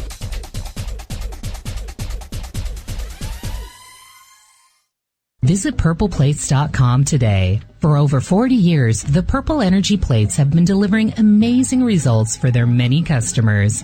Inspired by the great genius Nikola Tesla, the harmony, healing, and energetic effects of the plates have proven over and over to be beneficial and often miraculous to thousands of customers. Check their site for daily specials and choose from their many energy products. You won't be sorry. Visit them today at purpleplates.com. Looking for a place to advertise at a very reasonable cost? Look no further than Spaced Out Radio. SpacedOutRadio.com has an advertising tab that you can click to check out our daily, weekly, and monthly packages to play on the radio, or our website including social media. From commercial spots to banners, we have it all. Check out our competitive pricing today. Move over, brother, and let me own Saturday night.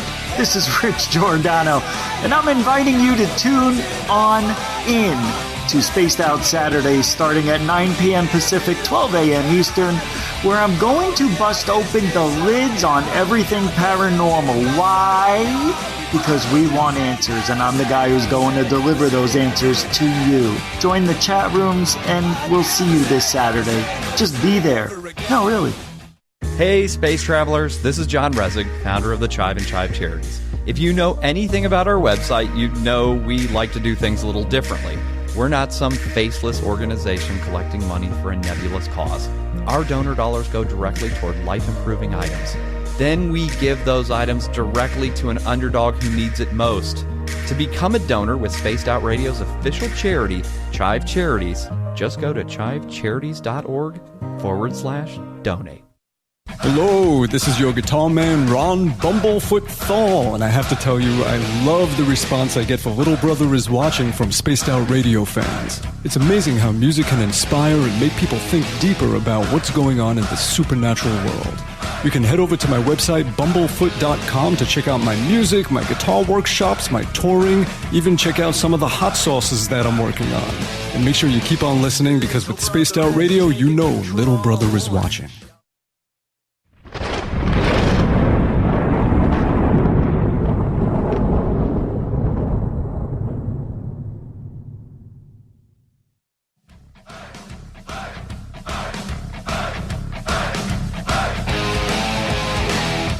Past the halfway point of Spaced Out Radio tonight. I am your host, Dave Scott, sitting in the captain's chair of SOR headquarters.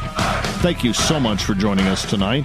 Reminder to all of you, if you've missed portions of this show or others, you can always check out our free archives at youtube.com/Spaced Out Radio.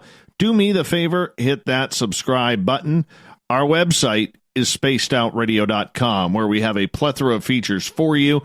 Rock out to Bumblefoot, do a little shopping at the SOR Vault, grab a book from We Read the Night. We have our membership open for $5 a month at the Space Travelers Club on our website. And, of course, Captain Shirk keeps you all up to date on the SOR News Wire. Tonight we are talking Shag Harbour. Author Graham Sims is with us. And if you missed the last half hour, it was intriguing about what happened on October 3rd, 1967 in Shag Harbour, Nova Scotia. Graham, welcome back. Hey, everyone. Thanks for listening. Graham, right before the break, we were talking about, Paul Hellyer, what he knew about this. I mean, Paul, for people who do not know, is a former Minister of Defense in Canada.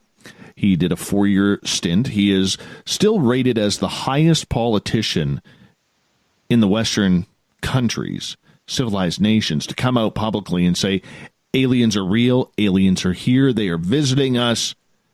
However, there were some strange circumstances during his time on the job that he never mentioned. Shag Harbour happened right after his government lost in a federal election, and there's been a lot of troublesome parts about this because he has been putting on the pressure about aliens, the cabal, environmentalism, and at 95 years old, he still hasn't stopped.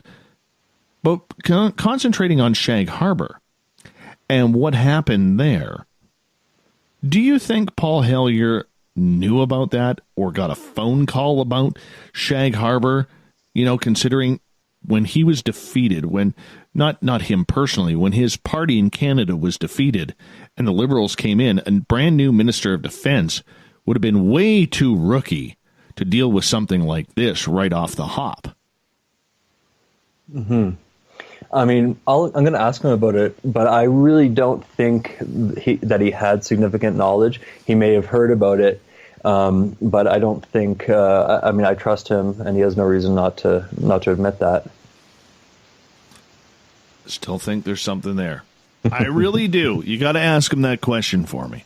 Well, that time period too, Dave, is interesting because from the documents, we now know what was going behind the scenes, and that was that the Canadian military, and say the National Research Council, were really nervous because this was getting so much attention. So we can see this in the documents. They're talking about it. They're monitoring the media, and then this is when they shifted. So remember I mentioned that the RCAF had the Air Desk, which was doing UFO investigations. That's when that moved to, that was like Blue Book. And some of those same cases were in the Condon Committee report, right? Shag and Michalak were both in the Condon Committee reports at University of Colorado, right? So we've got,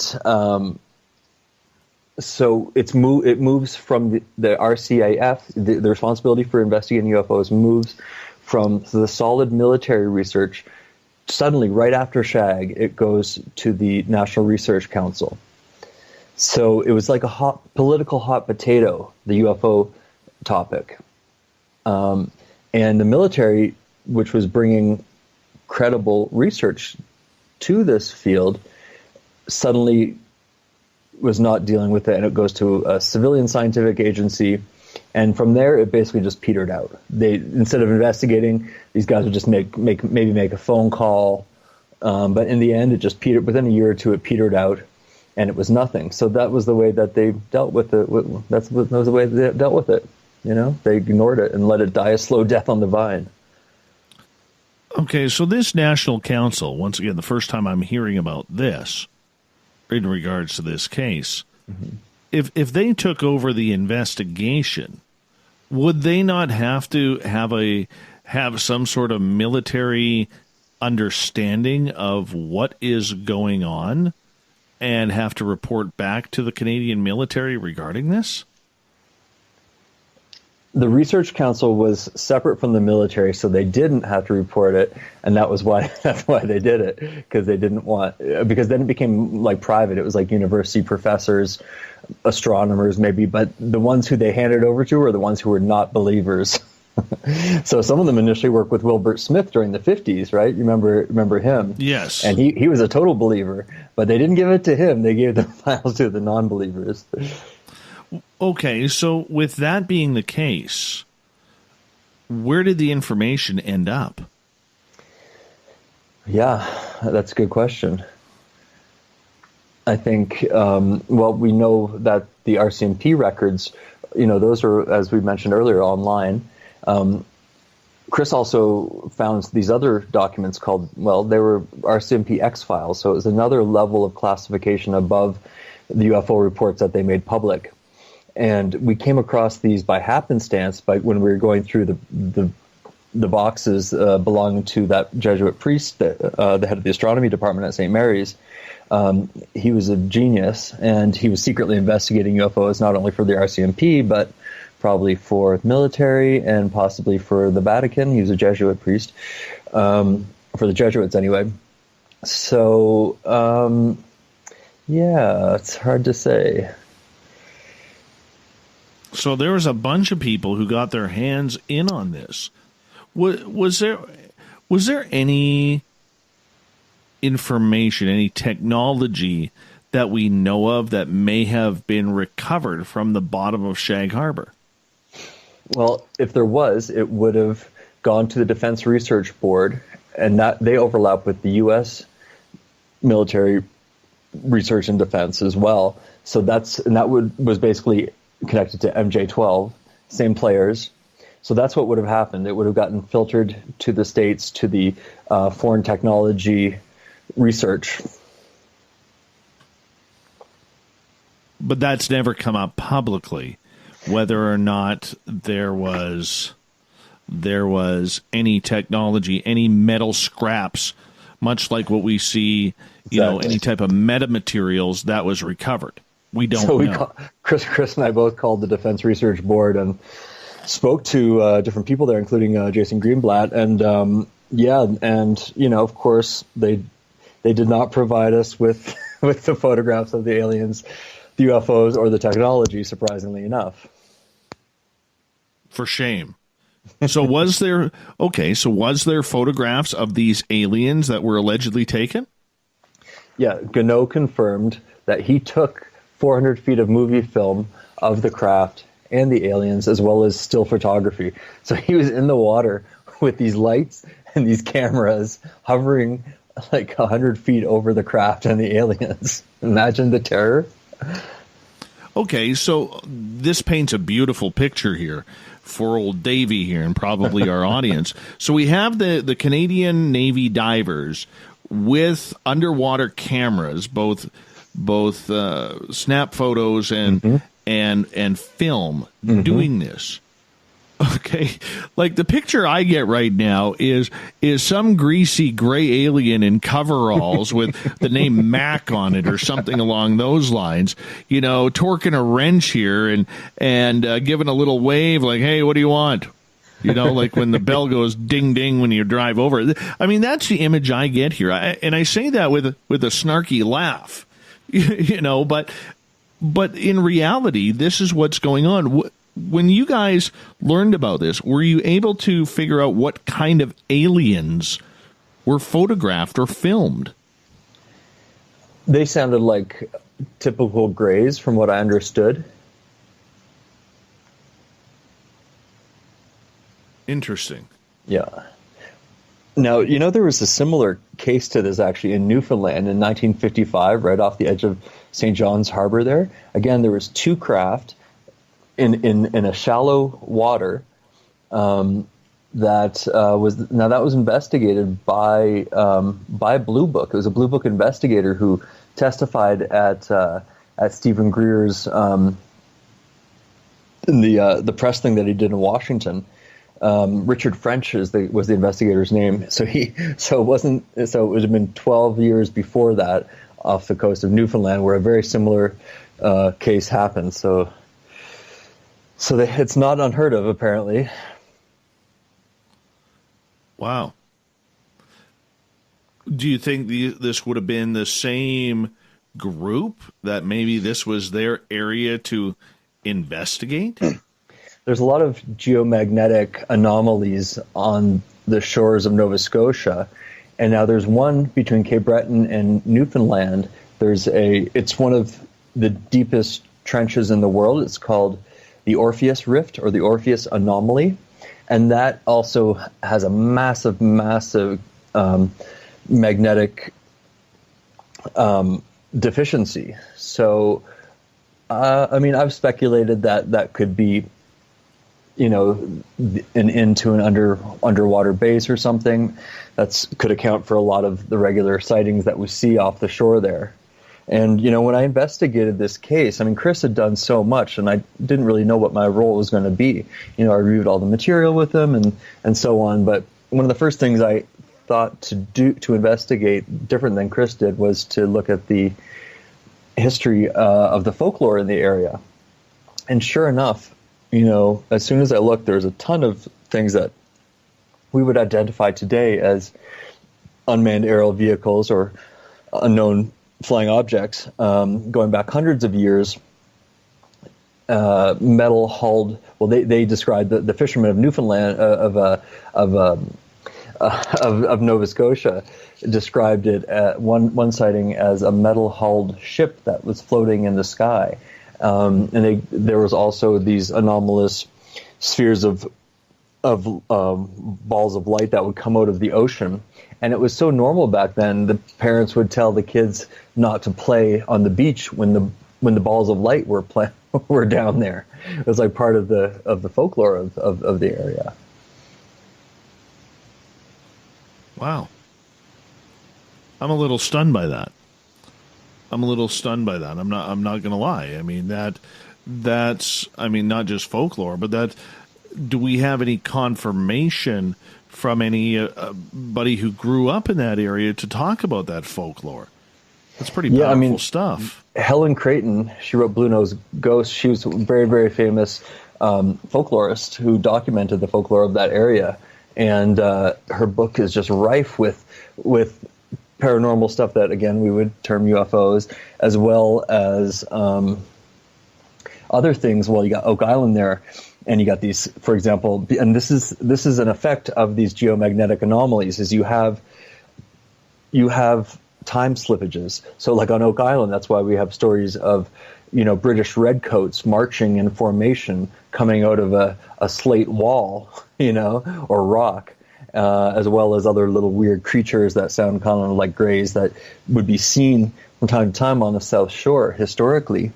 And I think, you know, Michael Persinger's work has shown that these magnetic fields affect human perception. So getting back to the divers who took this film, do they know what happened to the film?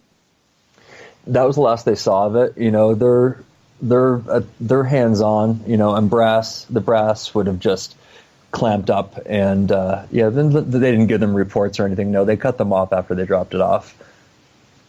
Have you guys ever done any FOIA requests regarding Shag Harbour from the United States government? Yes. The most recent one was for the U.S. Vermilion. And but beyond that, I think Chris did send out a few. I'm not sure exactly. I don't remember exactly what they were for. But yeah, it's been tough to turn. Well, initially there was like a windfall of so many documents, you know, and you know, Chris started investigating this in the 90s, in the early 90s. So so those documents are harder to come by now. But you know, as I mentioned, I think Russia is our best bet right now. For documents. Explain again why Russia would be the best place for documentation again. Right, because now the first people who actually witnessed this case on radar was Russian equivalent to NORAD. No doubt NORAD, you know, saw this object as well. So from the beginning, they knew about it. It actually entered the Earth's atmosphere over Siberia, so over their territory. So they're going to track it. But then they did track it. They tracked it right down to Shelburne, where they actually had a spy ship called the Tur come aground and drop off a half dozen Russian spies who were arrested by the RCMP. So there must be some documentation of that in Russia and of the radar. All right. Now, has Russia ever been forthcoming with information regarding the Shag Harbour situation?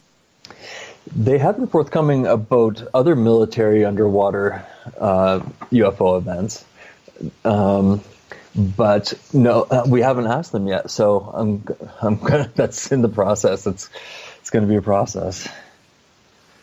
Any advice? Let me know if you know any Russian researchers. Well, I'm just thinking that's pretty cloak and dagger, don't you think? I mean, they've opened up a lot of these files in Russia after the Cold War. It's been a real treasure trove, and they have released a surprising amount of official UFO-related documents, most of which do pertain to underwater craft. So I think they're ripe. I think they're ready to give it up. Well, you can only hope.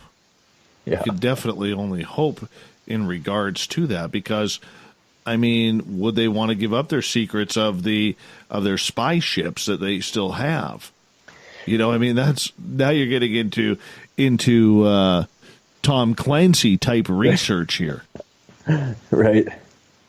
Yeah. I mean, after 50 years, a lot of security classifications fall aside. So hopefully that'll come into play as well. Definitely. Graham Sims is our guest tonight on Spaced Out Radio. Graham, we have you for another, let's see, we got about another 5.5 minutes here before we got to go to break at the top of the hour. Regarding this Shag Harbour case, how hard is it now to find information on it? Is there still info coming in on a daily basis, a yearly basis? How do you, as we continue to move further away from this timeline, how do you find more intel on it? You know, people die, people forget. Yeah. Research, let's face it, you know, research doesn't always stay up to date when it comes to something like this. That's true, but we have had not so many documents, but we have had new witnesses come forward, including a United Airlines pilot who was flying over the area at the time, and they all were dumbfounded by what they were seeing. They identified the exact same size description of craft up like 26,000 feet above Shag at the time. They thought that it was going to hit their plane. So that was in the last year. We also debunked one of our sightings that we thought was the craft, but it turned out to be a burning gas test that NASA was doing in North Carolina. But it was so high up in the atmosphere that the Air Canada pilots thought that it could have been the Shag craft. But anyway, through diligent research, we proved that that was in fact a natural phenomenon. But then right after that, we lost the Air Canada pilot sighting. We debunked it. But then that same year, the United Airlines pilot came, and he actually, the 50th anniversary of Shag 2 years ago, at the annual festival there, we had Ralph Klein Ralph spoke, and he was a great new witness.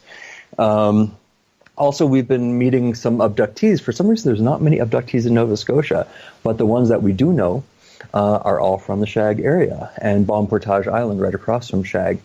And they have some great stories. They've been telling us, these abductees, about being photographing amazing craft, but also now the radar, you know how there's the 3 levels of radar bases that cross Canada, right? There's the Dew Line, the Pine Tree Line, and so on. So these are they're initially designed to intercept Soviet aircraft, right? So we believe that the radar from one of these bases in Nova Scotia may have interfered with the craft, just like, we heard that with Roswell too, that it may have been related to the radar. So now these radar bases are now all unmanned, and they've returned to, initially they were U.S. and Canadian, staffed by U.S. and Canadian military. Now they're all computerized, unmanned, and all U.S. But the abductees have been telling Chris and I that they've been followed by military drones that come out of these bases. And Chris, in fact, was on the south shore of Nova Scotia earlier in the year, and he was meeting with a reporter from the Chronicle Herald, and he went outside to grab something from his car, and he looked up, and there was a military drone 30 feet above the house that went straight up once Chris looked at it. So they seem to be keeping a little eye on the situation, which is, I don't know what to make of that. That is pretty incredible. I mean, I've heard people say that happening before, but why do it with Shag Harbour? Yeah, and I mean, it seems like they're monitoring, Chris and monitoring the abductees. Now, Chris and these abductees all got together out on Bomb Portage with Justin Brown, our friend, who's a filmmaker, and sure enough, one of the craft showed up for an hour. It was very bizarre. It was a sphere of light about 2,000 feet up during the day, and it would disappear. It would come closer and then disappear, come again. But it didn't look solid. It looked like there was something in the middle, some little activity in the middle, and sometimes things would shoot out of it. And it had like a mirage, like a field effect around it. Like it was white, but then there was like a black rippling line around it, like some high energy or something, almost like it was like a wormhole or something. Anyway, the footage of it is amazing, and similar craft have been sighted. I believe it was in British Columbia earlier in the year that matched the exact same description. Chris had a weird experience. It was so powerful for them. When he went home the next day, he said the symbol that was in the center of the craft took over his whole eye. He almost went to the emergency because he couldn't see. And it was what he was staring at, the symbol that was in the center of the craft, like emblazing itself on his ocular apparatus. What was that symbol? It wasn't a very specific symbol. Like it looked to me like almost like the Mercedes-Benz sign, but it almost looked like, or maybe like just like a something solid in the center, moving, slightly moving. Maybe, I'm not sure. Like maybe like little V's. It wasn't Weird. like a very clear symbol. Weird. Okay, well, you hold on right there. We're gonna step out. 2 hours down, 1 hour to go. We're going to continue talking with Graham Sims here in hour 3. Then get to the SOR Newswire, the thought of the day to wrap this thing up. More Space Out Radio coming up.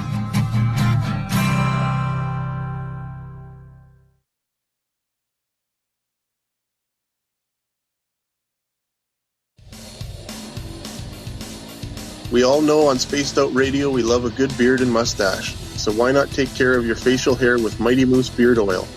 Made in Canada, we're taking care of beards and stashes around the world. We use 100% natural ingredients with our oils and balms to make your whiskers feel silky smooth. Use promo code SOR2019 at MightyMooseBeard.com today.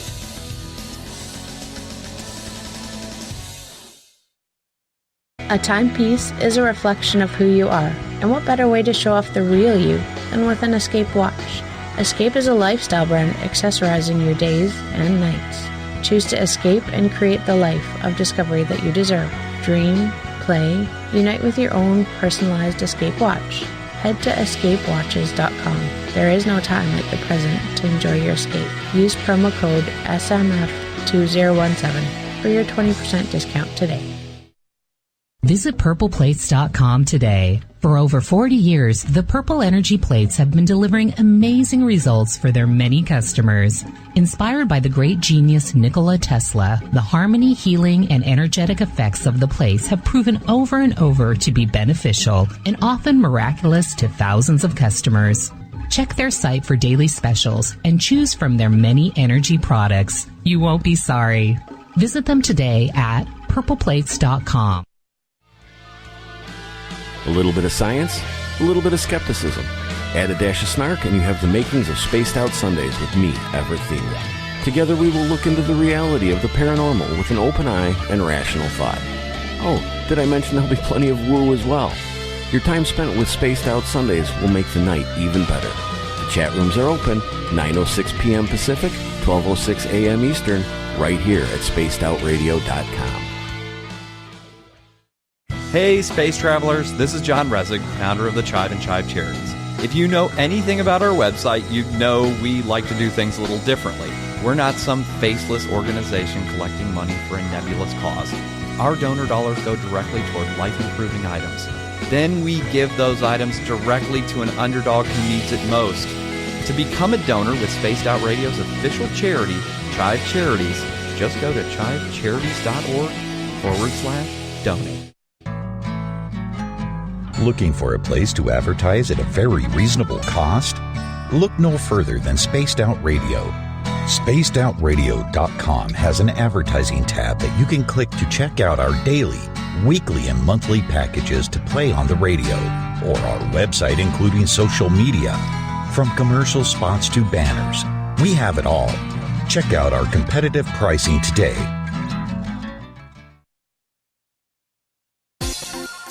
For the price of 1 cup of coffee a month, you can become an SOR Space Traveler. The Space Travelers Club is a place where you can interact with other listeners, either live during the show or on our great forum. We want your stories, pictures, comments, and ideas. You'll get live video streams, exclusive content, and be a part of our newsletter. Stay in touch with everything SOR. The Space Travelers Club is just $5 a month at spacedoutradio.com. Hello, this is your guitar man, Ron Bumblefoot Thal, and I have to tell you, I love the response I get for Little Brother is Watching from Spaced Out Radio fans. It's amazing how music can inspire and make people think deeper about what's going on in the supernatural world.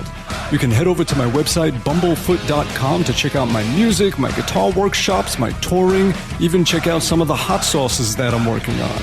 And make sure you keep on listening, because with Spaced Out Radio, you know Little Brother is watching. Heading to Vancouver and looking for a night on the town? The Moose Vancouver is the bar that never stops rocking until 2 a.m. every night. The Moose has great food with everything on the menu from $6.95 to $8.95. Fantastic, vibrant staff and rock and roll that will bring you back to when the music was real, the hair was long, and the guitars were rocking. Get your party on at the Moose Vancouver, the official party bar of Spaced Out Radio.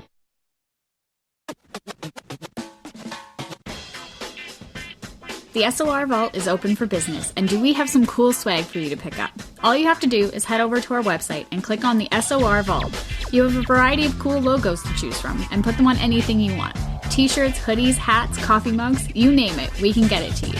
So do your shopping by supporting the store you love. Get your Spaced Out Radio swag at the SOR Vault today.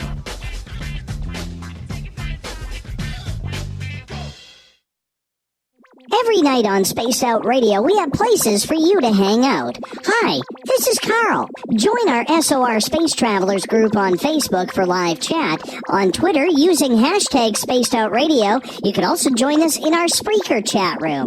Check us out on Instagram at Dave Scott SOR.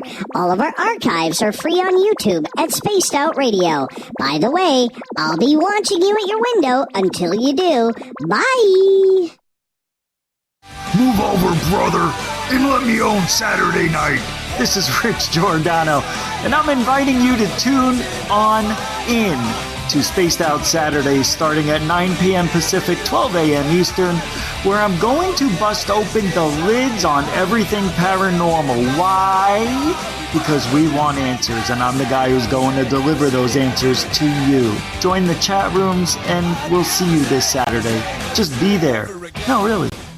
So, you love talk radio? Then you'll love TalkStreamLive.com. TalkStream Live is always on, 24/7, with the best streaming talk shows. Find your favorite talkers and discover some new ones. It's free, readily available online or on mobile with any smartphone or tablet. Finding your favorite talk shows all in one place has gotten a whole lot easier. Just go to TalkStreamLive.com. Be sure to download the free apps from Google Play or the iTunes App Store. At spacedoutradio.com, we have a little bit of everything for you to stay up late. So while you're there, check out our SOR Newswire, where our team brings you stories of the weird and strange to the WTF from around the globe. News on Bigfoot, UFOs, paranormal, Darwinian-type crime tales. It's the stories that the mainstream media usually won't touch. Well, we got them all on the SOR Newswire, only at spacedoutradio.com. We're adding to the entertainment online for Spaced Out Radio. I'm Amber Beckrud, and I want to invite you to subscribe to our YouTube channel and check out Cryptid Tales, where I will take you on a journey into some of the strangest legends and lore from around the world, relaying the stories to you of the strange creatures and experiences that people have had throughout time.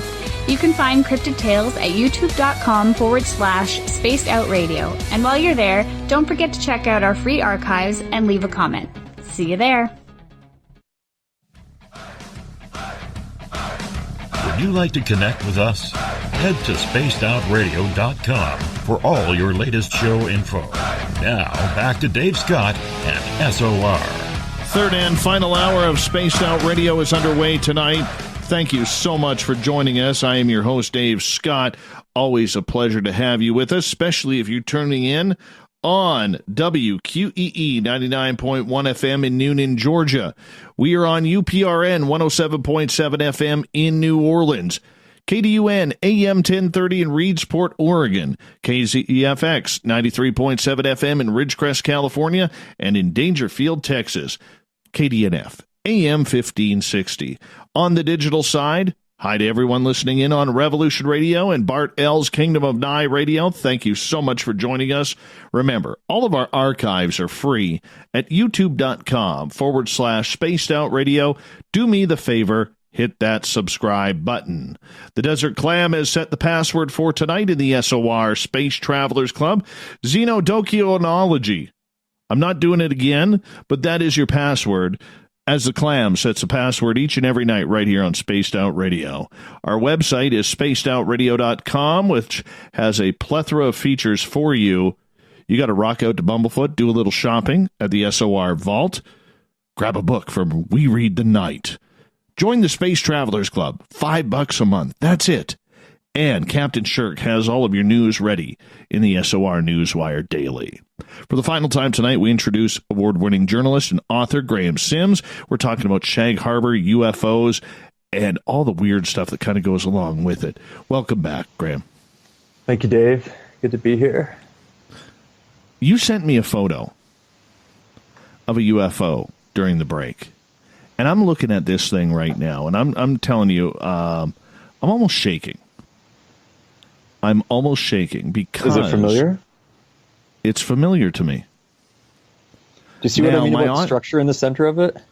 The little symbol, almost like a V or like a Mercedes sign, and then there's some little dots as well. So that's. But the weird thing about this was, Dave, whichever way you were facing, it always looked the same. Isn't that weird? Yeah. You come up behind it, but it still had the exact same face on it. Well, here's the thing. A couple weeks ago, I had mentioned I'm very open with my audience, with my own personal experiences, because that's just the way I've always done this show. And that's just the way I want to be open with them, that if I'm experiencing something, I want them to know. Yes, they have to take my word for it. All right, because I don't have any pictures. I just have my voice. Don't have any video. Just have what I have to say. You have your experience. My experience, exactly. It's not anecdotal. Right. Well, if it is, that's valid, though. Well, if it is, I hope so. I hope they take all me experience is anecdotal, really, right? Well, exactly. But the thing that's tripping me out about this photo is when I was taken a couple weeks ago. All right, what bothers me is, and one of the things that I said to the audience was, I had one of the things I remembered was the fact that there was this symbol on the bottom of the craft, okay, that I had seen, which looked to me like a, lack of a better term, almost like a blue stingray. Now, looking on like a stingray without its tail. I've heard of these types of craft, like jellyfish almost, in the air. Yes. Yeah. And it was a solid disc. Oh, right? okay. It was a disc. And now looking at this photo that you have sent over, you take out that white line, it kind of has a shape of a blue stingray without a tail. I can see that, right. Interesting. And I'm kind of having a holy crap type moment here. And I want to get this. I'm going to save this photo, and I'm going to put it on Twitter at #SpacedOutRadio if you guys want to take a look at it here. So just bear with me, because it doesn't allow me to, actually it will on TweetDeck, allow me to post a photo here. Sorry, I'm a one-man job here. One man running it all, so you got to bear with me. You know, Dave, I think it's common for investigators or people who are drawn to this phenomenon to find out as they go along that they have had experiences in the past, or they have them currently.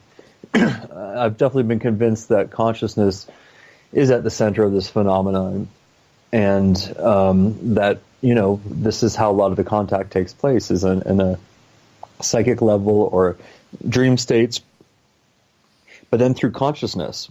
So if your consciousness is open, you know, they can sense that, and they would be more likely to focus in on the person whose consciousness is open. And that's been proven again and again with experiencers and with researchers. And certainly I know when I started with Dr. Mack, my dream life changed immediately. And then, you know, the few experiences that I do remember, it felt like it was really related to my consciousness and what I was putting out in an invisible, quiet level, not through thoughts, not through my brain, through some field of consciousness, and that precluded each experience. It is very, very similar. Very, very similar to what I saw. Okay, I'll find out the other sightings that also had a similar craft to this. Yeah. Once again, if you want to check it out, you can look on Twitter at #SpacedOutRadio. And I posted elsewhere, but it's kind of difficult for me to do this. Run for chat rooms, Twitter. I've heard of manta type craft before too. I mean, these days, you know, there's so much of our own technology. I don't know if you saw just on earlier in the year, the U.S. Navy put out a bunch of patents for existing technology that included internal mass reduction devices that travel at extreme speeds that function underwater as well as in the sky. So these patents have really been, this is a type of disclosure that's going on. So this is probably also related to the Space Force. And so that China doesn't get the patents first.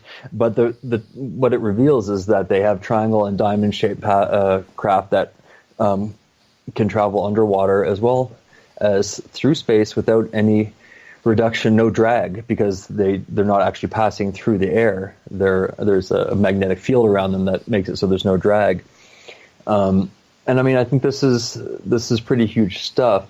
We also saw just December 7th, this time the Air Force, the Secretary of the U.S. Air Force, Barbara Barrett, who said that basically declassifying black projects in the States that are related to space technology is coming down the gun barrel. So I think what they're saying that it would also get support for the new Space Force, that the sixth branch of the military under the U.S. Air Force, which is going to be focused on space as a warfighting domain, that by declassifying these old secret space programs, that it's going to get Congress and the people on board with this new branch of the military.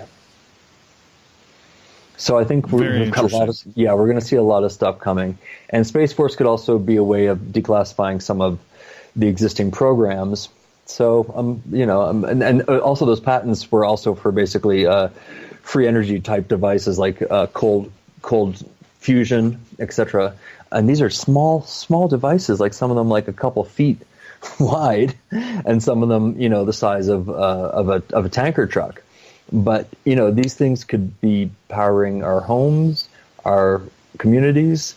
This is what full disclosure entails: free energy devices, the full interaction of our military corporations with extraterrestrials, not just one or two maybe space-based platforms.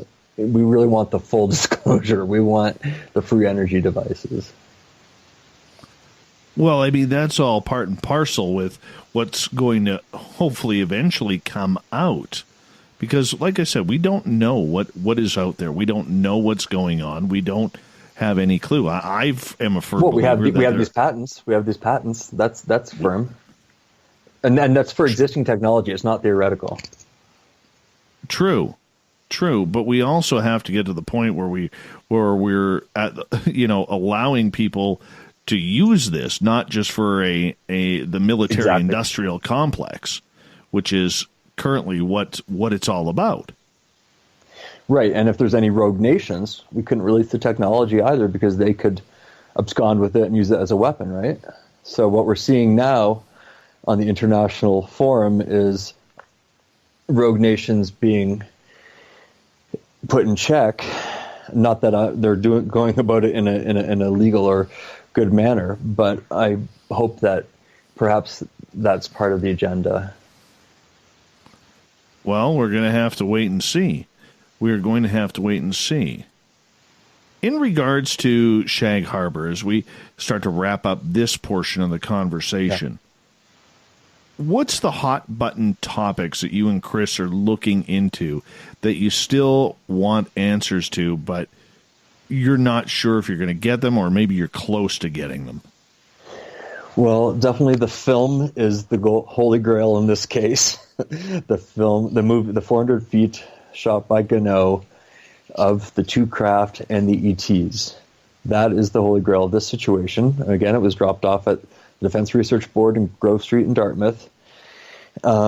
So that there should be some breadcrumb trails of that if they're ever interested in opening up. Besides that, trying to prove which destroyer escorts were there. That's been the other bane of our existence. As soon as we started inquiring about those, libraries and archives got a little defensive. Some of them were really great, but a couple of them got a little snarky, and they were super late, and some of them were missing. And that was also when, once we did get those naval logs, when our computers started to be, kind of hacked and tampered with. So that, that I think that's an important aspect in terms of, the document trail. Do you think that video will ever come to light? I mean, do I think again, I wouldn't be surprised if it didn't, but I wouldn't be completely surprised if it did. I mean, I think things are really going to be opening up in the future, and declassifying all of the old stuff that they have is going to be part of that. I mean, it bothered me that Library and Archives also told us that 80% of UFO documents were shredded. So a lot of our history may never be discovered, but I do hold hope that it will, and that film is being watched and it's going to be released someday. Why would they tell you that they shredded it if it's part of national security? Yeah, well, that was a conversation that Chris had when he went down to Ottawa to look at some of these documents in person. They hadn't been gone over. They hadn't been vetted, so they did it basically right around the corner from him. He wasn't allowed in the room at the time, but he was literally right around the corner talking to the guy while he did it. And Chris has a way of disarming people. This is how he got all these documents. Like, he's really shrewd. And, I don't think the guy was breaking any secrecy laws, but, the file was about 3 inches thick initially. So the file that he was going after was something like UFOs, South Shore, late 60s or something. And it was like 3 inches wide. And then when he got it, it was like a centimeter high. That's what they told us. And told Chris. I wonder if they had permission to shred those, if they were shredded at all. The last person who had looked at the document, Chris, could see that it was signed out from 1985 or in the 80s anyway, to Oman Salant, the head of the Defense Research Board. So in the 80s, they would have been reviewing that material. That's interesting, I thought. Who is Oman Salant? So he was the head of the Defense Research Board. He was the equivalent to like Vannevar Bush, who was Hitler's greatest enemy because he was the head of military research and development for the States during World War II. So again, these groups have affiliations with MJ-12 at the time. They're the Manhattan Project, and it's the overlap between Canadian military intelligence and scientific research and American counterparts. So this is where a lot of the cover-up will come from, and this is where the technology and the technology goes. It's the black hole. Gotcha. So with that black hole and the fact that this gentleman was one of the last ones, if not the last one, publicly to view this intel of this incredible topic, do we think that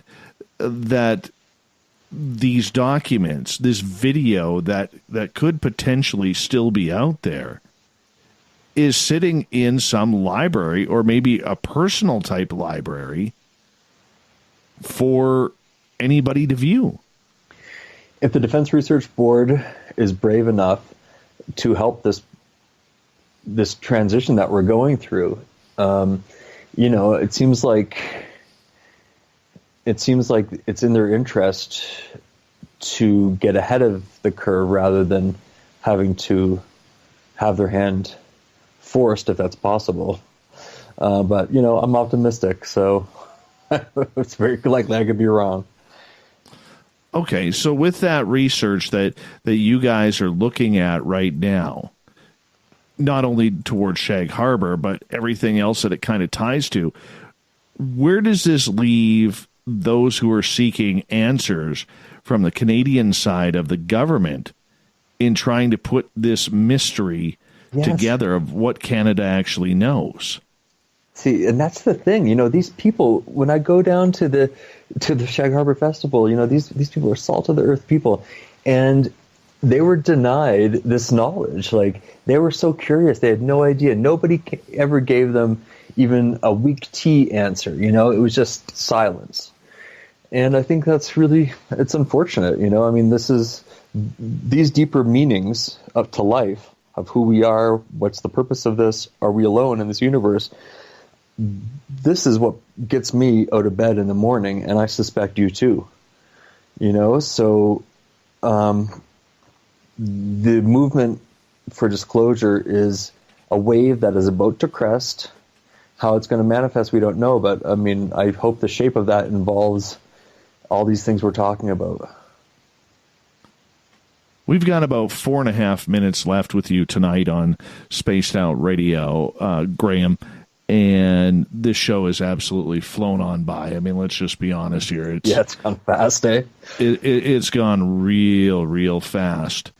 As we look towards the future with what we see what's happening in the United States with the pressures of ufology, do you expect, as a former journalist, do you expect that there will come a time where the Canadian media will wake up to what is going on and actually start treating this as an actual story rather than just blowing it off like it's a waste of air? You know, the media has been complicit in this. So is academia, science. Everybody's sort of in default here. So the media has been, because they've been complicit, they're going to obviously be less likely to open up. But at the same time, you know, there's new journalists coming out, new owners of papers. So, I mean, this, in a sense, I mean, we were talking about this at the beginning of the show, your campaign of letting the politicians know. Victor Vigiani's work with Zealand is amazing. That's pushing it. I mean, we've got, you know, Sheehan, we've got, you know, all these disclosure people pushing this. It's, like I said, it's like a crest of the wave. It's ready to crash, and I can't see how it's going to be stopped. It's just going to be pathetic if the military, I mean, if the media keeps trying to deny it with everything in their face. But as soon as you know, it won't take, you know, a clear daytime sighting over a major metropolitan city like Toronto is all it's going to take to really light this fire on this dry land, and it's going to. I can't see how the media are going to be able to ignore it. And the ire of the people pressing them, like you and I and Paul Hellyer and Victor Vigiani and everybody else, you know, we're going to keep pressing. So I don't see how they're going to be let off scot-free here. Okay, but see, and I don't think the media is complicit. I think they are just too naive on the subject. Yes. Very much naive on the subject. That's true. And there's too many news directors and editors. I mean, you know how they are. You've worked for them. You've been one. Yeah, you're right. They're more worried about how they're going to look if they put out a UFO story than some, you know, military person assassinating them or something. And this, yeah, again, this is the difference between Canada and the States to a degree. Yeah, but let me ask you, in all your time of working in the media, because this question always comes up from the audience, and you know we can you know, clarify it a little bit here. Out of all the newsrooms and areas and journalists you work for, when it came to the subject of UFOs,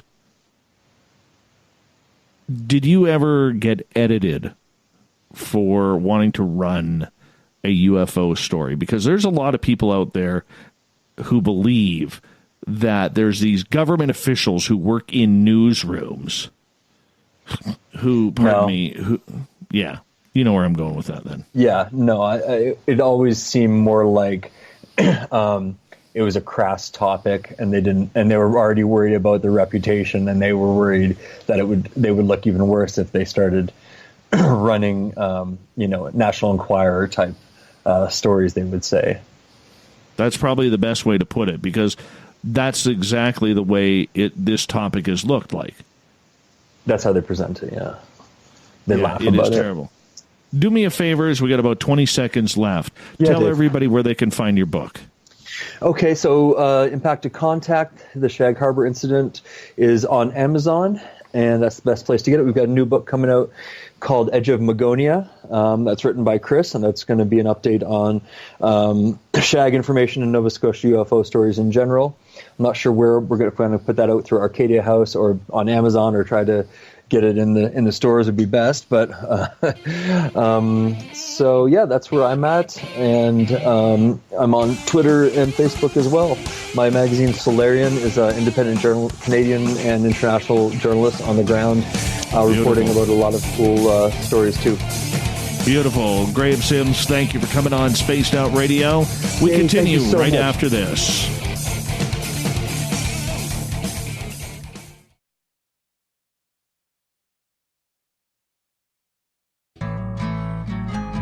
Looking for a place to advertise at a very reasonable cost? Look no further than Spaced Out Radio. SpacedOutRadio.com has an advertising tab that you can click to check out our daily, weekly, and monthly packages to play on the radio, or our website including social media. From commercial spots to banners, we have it all. Check out our competitive pricing today.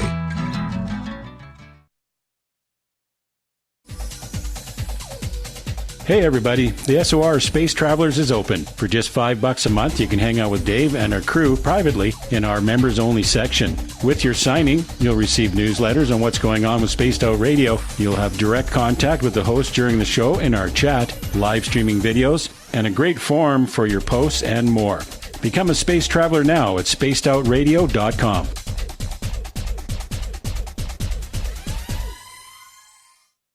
Hello, this is your guitar man, Ron Bumblefoot Thal, and I have to tell you, I love the response I get for Little Brother is Watching from Spaced Out Radio fans. It's amazing how music can inspire and make people think deeper about what's going on in the supernatural world. You can head over to my website, BUMBLEFOOT.com, to check out my music, my guitar workshops, my touring, even check out some of the hot sauces that I'm working on. And make sure you keep on listening, because with Spaced Out Radio, you know Little Brother is watching. Hey Spaced Out Radio fans, it's John Resig, founder of the CHIVE and CHIVE Charities. Our goal is to make the life of veterans, first responders, and those with rare medical conditions 10% happier.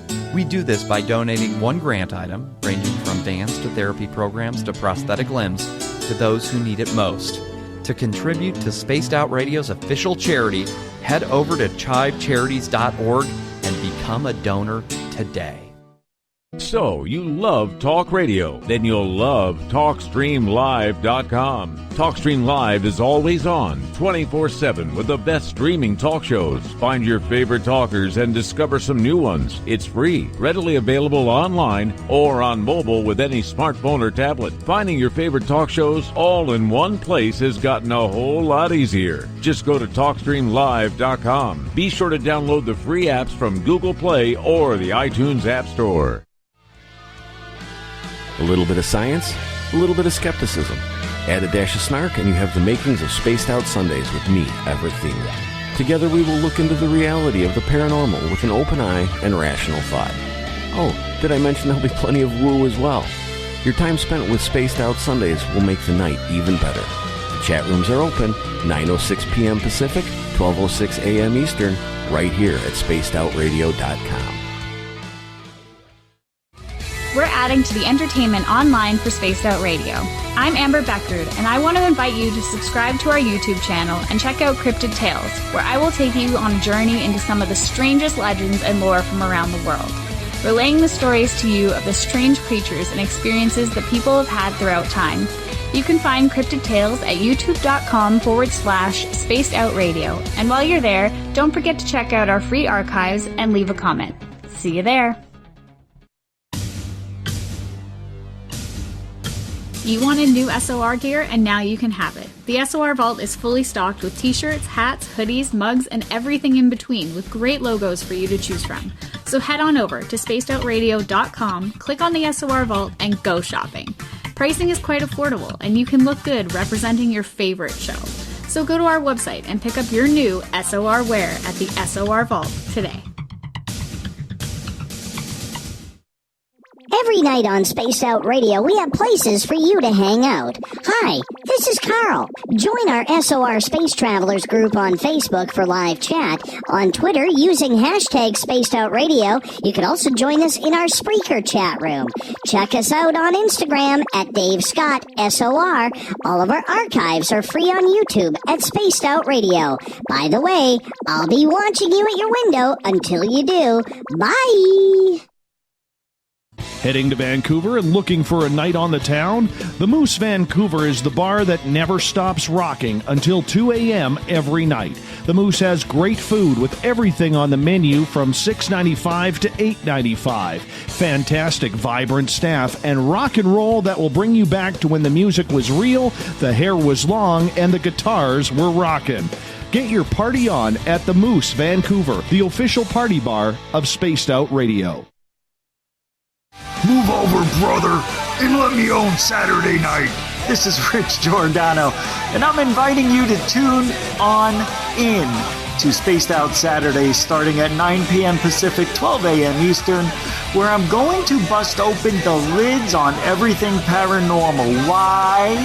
Because we want answers, and I'm the guy who's going to deliver those answers to you. Join the chat rooms, and we'll see you this Saturday. Just be there. No, really.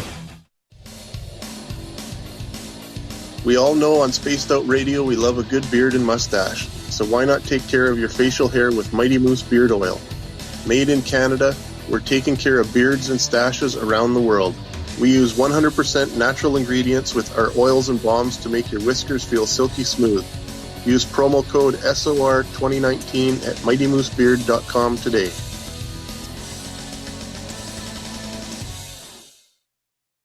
At spacedoutradio.com, we have a little bit of everything for you to stay up late.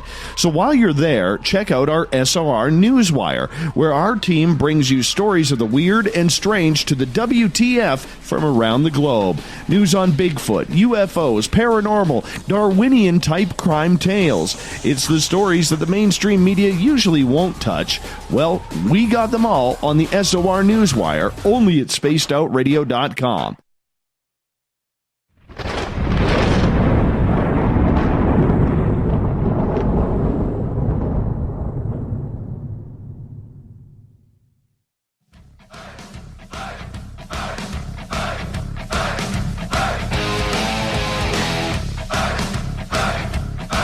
We've rounded third. We're heading for home tonight on Spaced Out Radio.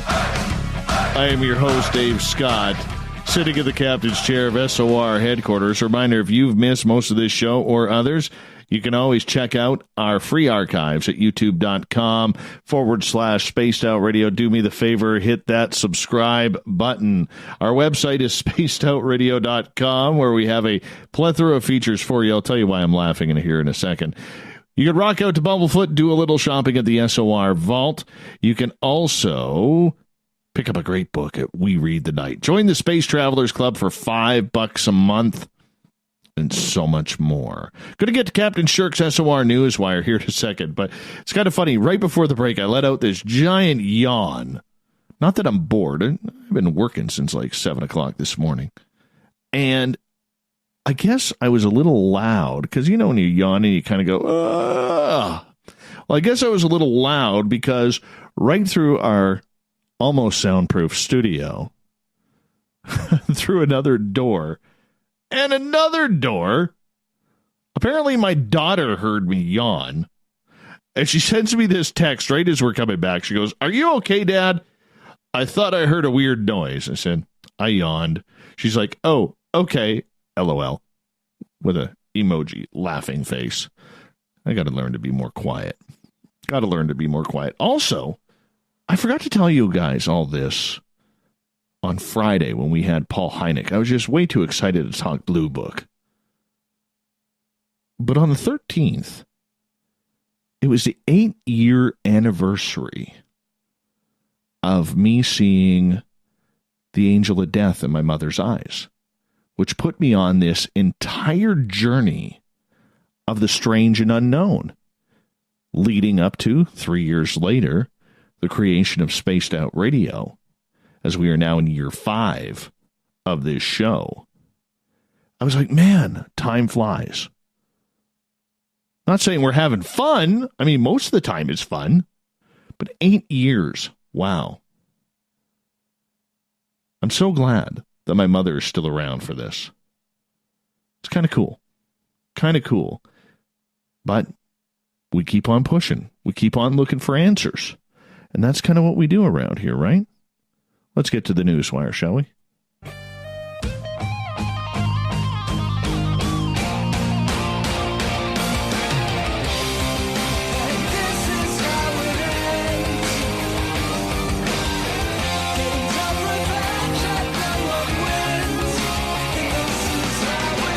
The news is always changing, which is why we bring you the SOR Newswire at the back end of every show, where we get to the weird, the strange, and sometimes expensive. Just a few days after the New York Yankees signed pitcher Garrett Cole to to a $347 million 9-year contract.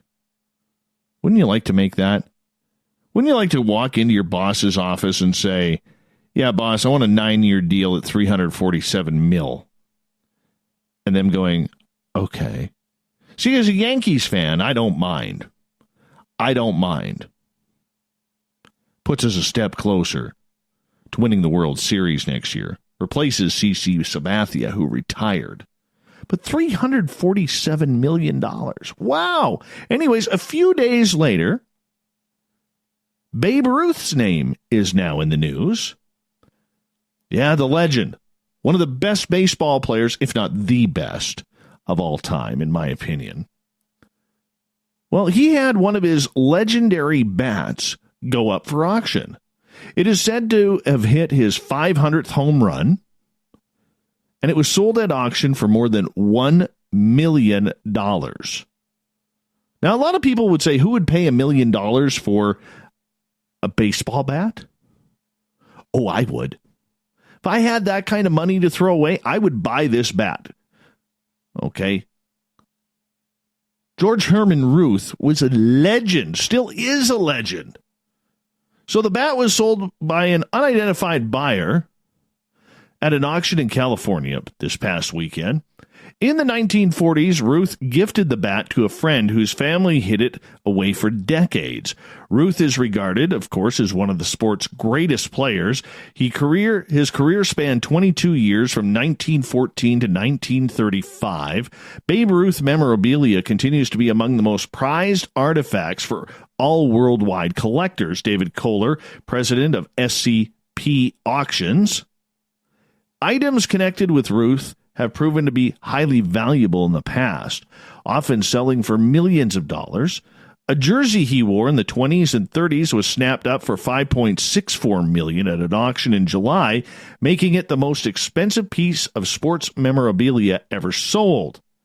Yeah, in 2004, a bat used by the Babe in 1923 to hit the first home run out of the original Yankee Stadium sold for $1.3 million.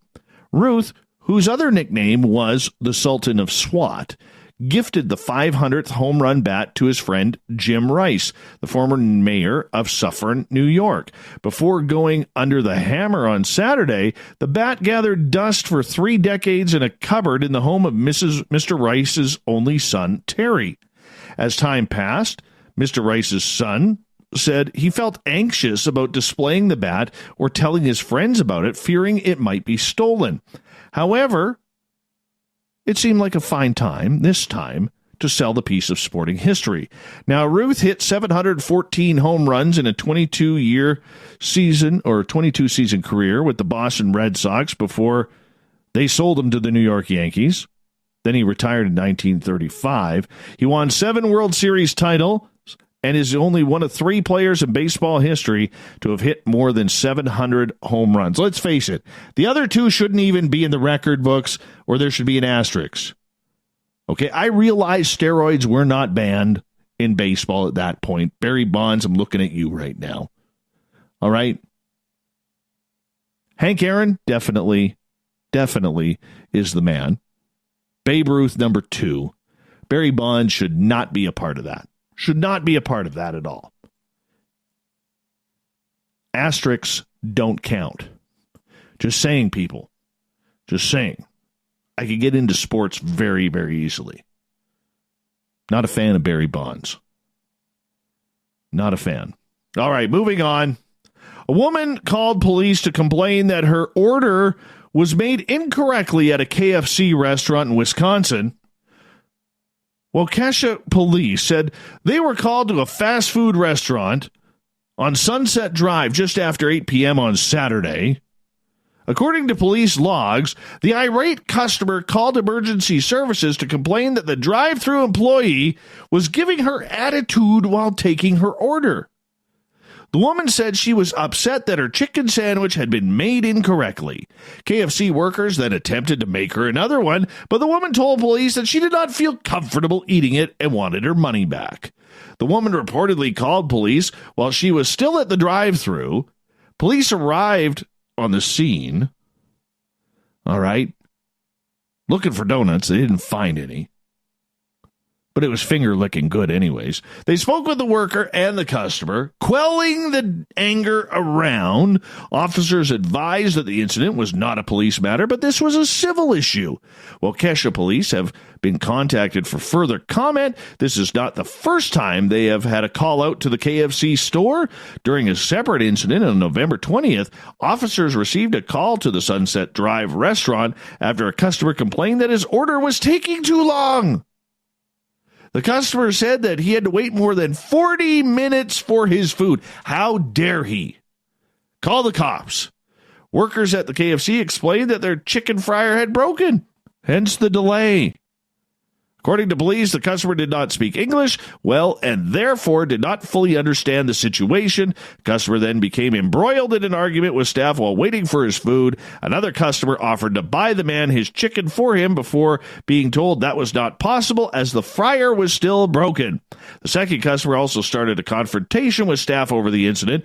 The man then received a refund and left KFC. The second customer was told he was not welcome back to the restaurant after joining in the argument. Elsewhere, a woman in Connecticut was arrested after allegedly assaulting a pregnant McDonald's worker after they got her ordered wrong on 2 occasions. Chanel Hansen was accused of telling the fast food worker that she had hoped she lost her child. Are you kidding me, Chanel? You told the food worker that you hoped she lost her child during an argument about a McChicken sandwich. Yeah, this was apparently back in May. Hansen reportedly requested staff use fresh chicken, like McDonald's has fresh chicken, lady, for her order. But drive-thru staff told her that the first order had been messed up. When a replacement sandwich arrived 10 minutes later, there was no chicken patty inside. Oh, the humanity. I hate when that happens. Hansen received a refund, but still demanded her food be made again. She is then accused of going behind the counter. Oh, she was ready to brawl in an attempt to make her food herself before punching the pregnant worker and slapping a male worker who tried to intervene. She was later arrested and charged with breach of peace and third-degree assault of a pregnant woman. Well, good for her. Go in the clink over a McChicken, lady. That's smart. That is smart. Ruin your life over a $5 burger. It's going to taste like crap whether it's fresh or not. A 19-year-old man was arrested today after mercury was found spilled in Houston parking lots, leading dozens of people to be decontaminated as a precaution. The FBI's Houston office said Christopher Lee Melder had been charged with burglary and unlawful disposal of a hazardous material. The FBI said he allegedly broke into a lab and stole the toxic metal. Although the FBI didn't release the lab's name or location, Melder was also charged on an outstanding felony drug possession warrant. It wasn't immediately known whether he had a lawyer, and authorities didn't immediately say if the spills were intentional. On Sunday, less than a pint of mercury was found spilled in the parking lots outside 3 businesses located near one another: a Walmart, a Sonic, and a Shell gas station.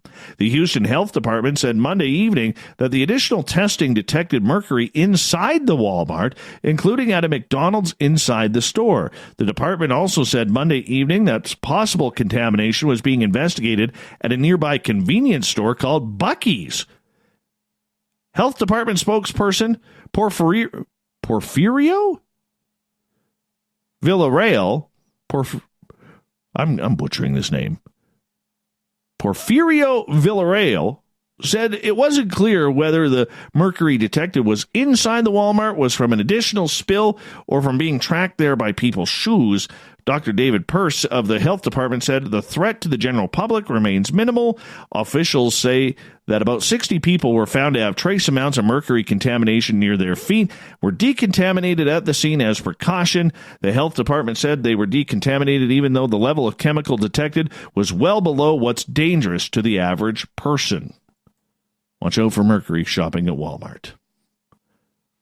Pennsylvania's governor is announcing that the state will no longer charge homeless people a $20 fee in order to obtain their birth certificates. Well, isn't that nice? Democratic Governor Tom Wolf announced a policy change during a news conference on efforts to help vulnerable people in the state. Wolf says the fee can be a barrier to helping homeless people obtain jobs or qualify for government services. A similar waiver for Pennsylvanians seeking help for substance use disorders has provided free birth certificates to 3,530 people since the start of 2018. See, that's a good law. Okay, helping people better themselves by taking away a fee. That's a good understanding. Too bad they didn't do that more often. Honestly. The wife of a Georgia county commissioner was facing criminal charges after earlier today she allegedly poured a drink on a reporter at a public meeting last week. Abby Winters, the wife of Jason Winters, who serves as Chattooga County Commissioner, intentionally dumped a cup of soda over reporter Casey Bryant's head on Friday, according to witnesses, one of whom said the incident was the most classless act she had seen in her life. Bryant, a reporter for All On Georgia, and Abby Winters were in attendance at the county's budget meeting, which was scheduled to start at 11 a.m. Video of the incident posted online by All On Georgia shows a few people, including the commissioner, sitting around a table before liquid is heard being poured in the background. "Oh my God," a visibly shocked Jason Winters said as he watches the scene unfold in front of him before a woman can be heard saying, "I'm sick of it, and she brought it on herself." The female voice is also heard in the background saying, "By saying that he went to France and oh yes, beep." Yeah, there was a swear word there. That was my beep. I hope you enjoyed that. Beep. The video doesn't capture the actual moment, but witnesses told investigators Abby Winters was responsible and that Bryant did nothing to provoke her. Paula Arden, a local teacher who was in attendance at the meeting, said she's never seen anything like it. "I looked just in time to see her dump it on Casey's head, and Casey just sat there. We were all shocked."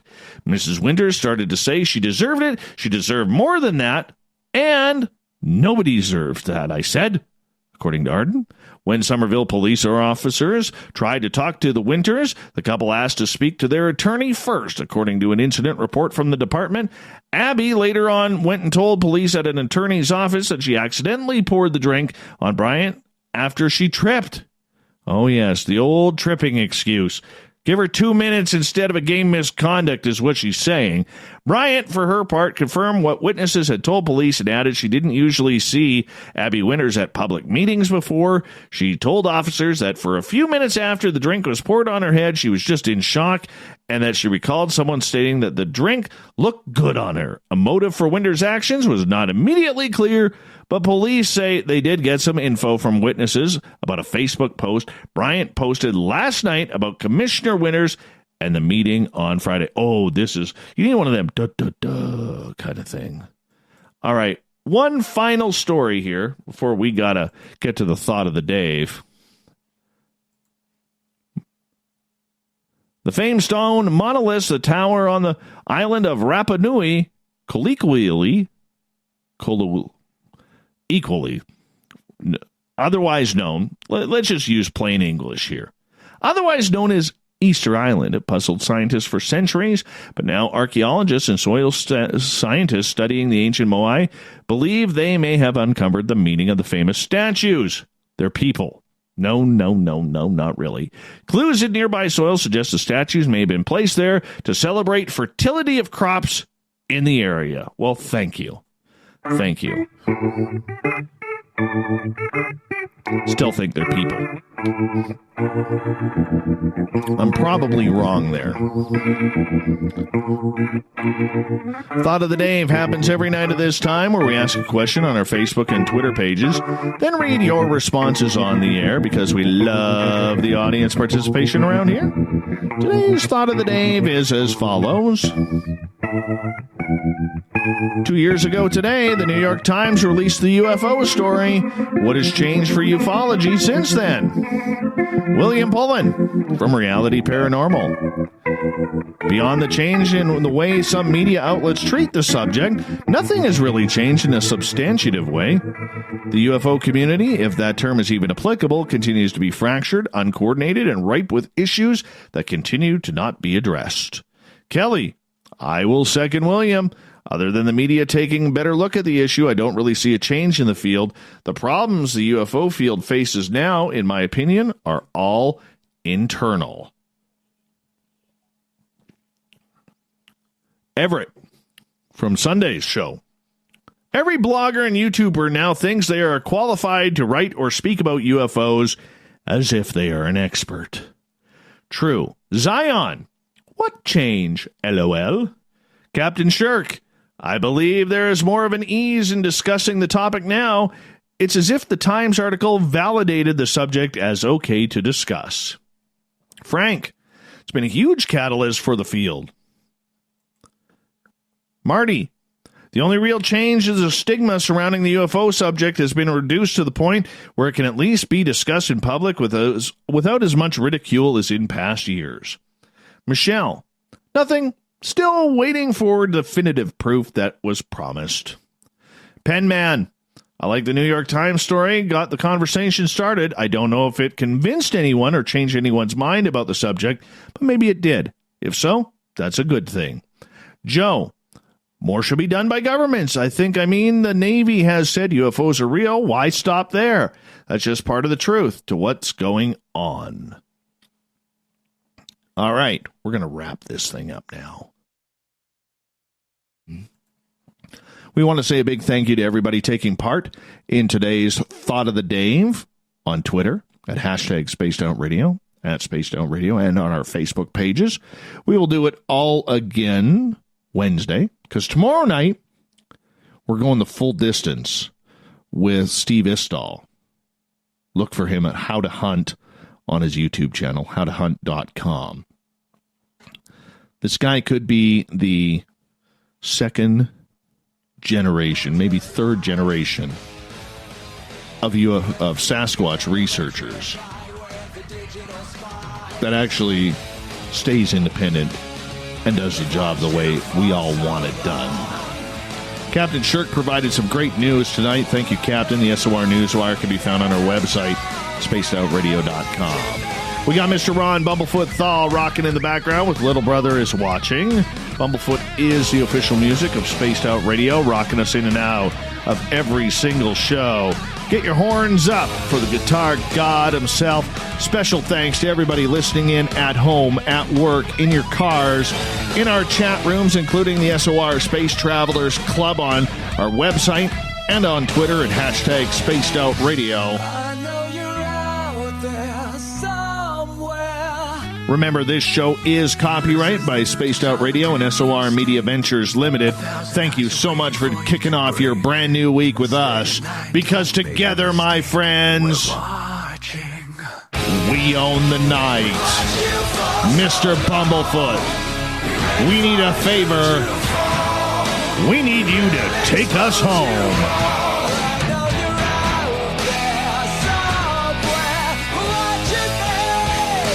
Have a great night, everybody. Steve Istall, Bigfoot, tomorrow night, along with The Shift with Drex as we go across Canada on the Chorus Radio Network out of CKNW in Vancouver.